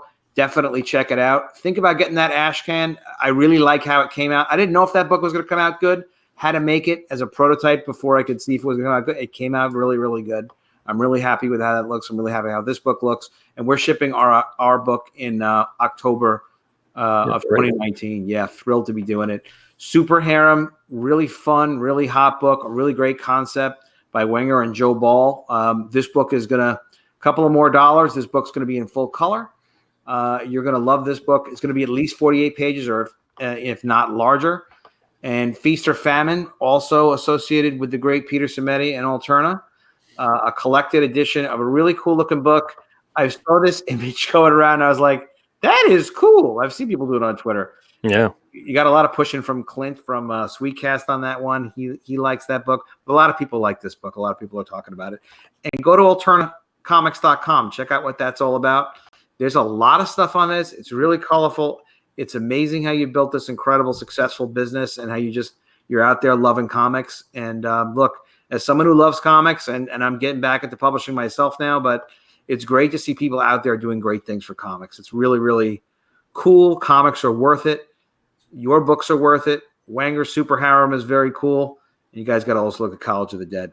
Yeah, if you haven't read Alterna before, you could definitely go to that website and you can get a bunch of comics for really cheap. Like, it's amazing how cheap that he's able to sell these books. Peter knows his numbers, Yeah. and he passes the savings along to you. Peter's not trying to get rich. Peter's trying to make great comics. And but I really like what you're talking about with Alterna distribution too. I understand now. Yeah, there are a lot of advantages, and there is a lot of buzz that is created that just dissipates into nothing after a good campaign comes out. I am shocked to just talk to publishers, see they have a successful book, and then I'll ask them when's number 2 coming out, and they almost have no plans for it, and they want to work on a new concept that's going to take another 6 to 8 months. Well, it's like, well, but other people might still want that book, and it's just not even available for money. Yep. So why shouldn't all those people be funneled, consumers and retailers be funneled into one location? I couldn't think of a better guy to trust with all that information than Peter Simeti, and he'll build it into something. And if you're good people and you're a good publisher, he'll find a way to help you find a market and have opportunity with your books, and he'll even buy them from you. Can't go wrong with that. Yeah, it's all about working together. And if anything, too, we do a lot of shows as well, especially, when I do shows, I bring the full line of Alterna books, and I do a lot of New England area shows. And we always sell a lot of books. Wow. And it's because they're affordable. But the thing is that when we have Alterna distribution, we can also have a table set up with Alterna distribution titles. So we'll even end up selling these books at shows and things like that as well. So when you see us at a show, especially me, you can say, hey, they're bringing our books to whether it's Terrificon or GraniteCon or whatever it is, that the books will be there too. So if you've got your book at the distribution for what we're going to be doing next year, there's so many places where we're going to be getting these books. Guys, you got to keep your eyes on Peter Simeti and what he's doing. Peter, what's your do you have you got to do what I started doing what everybody else was doing when you put your little Twitter handle next to your name in the future. What's your Twitter handle again? It's at Peter Simeti. And there's no multiple M's or T's in Simeti. It's just Simeti.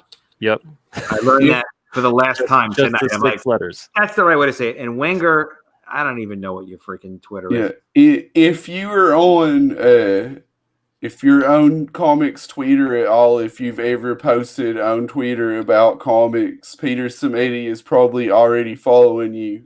So that's really easy to get That's there. an advantage. Wenger, just look up Super Harem, and you'll find Wenger. And then Will you share my screen? I want to show this cool photo that I've got here. Yeah, absolutely. Absolutely. Wenger's screen. There it is. Oh, Yeah. yeah, you and Todd. We had a convention here where I'm at, and a bunch of really cool people came, and I got to hang out with Tug. I got to hang out with Yellow Flash. I got to hang out with some other really cool creators that people know. They're real supportive. They really some good guys. Supportive of me, and so many great guys out there. Yeah, Wenger is the guy not in the hockey mask. In case you were confused. He's going to get a lot of signatures on that thing. It's going to be covered. Yeah, he's running out of room. Yeah. He's incognito. He's like a real superhero, you know. He's got to hide his identity. Yeah, he's a cool guy. Michael Bacon was there. He was really cool. Who's that? Michael Bacon. Oh, yeah. He was in the chat just before. Yeah, he was in there. Real cool. And Jason Starr was there. Wow. Fantastic. Oh, he's great. Yeah, StarCaps Network. Great guy. Yeah. A lot of cool guys. We had a good time. Fantastic. Nice. Fantastic. All right, we're going to let Peter get some rest. I know he's a hardworking man. It's a Sunday night. Guys, thank you so much. Peter, we're going to have to do this again. I learned a lot. I'm going to watch this again and be like, wow, Peter had some more cool stuff to say that I'm sure I even missed. So I'm glad that I got to be a part of this because I learned a lot of stuff that's going to help me when I'm ready to go to print. Yeah, we're going to try to get you print and offset. We're going to work on it. All right, guys, have a great night. I would love to keep at this. I want these guys to have a chance to get some rest, and I really appreciate you guys, and I appreciate everybody in the chat. Colonel Irwin, thank you so much. Ghost of Henry, Brad Noble, Daddy Duder, Pops Culture from Tokyo. Very interesting. Edward Martin and a lot of other people. I saw the chat. Mandy there. Guys, I am going to start to use a wrench. I don't know the wrench techniques.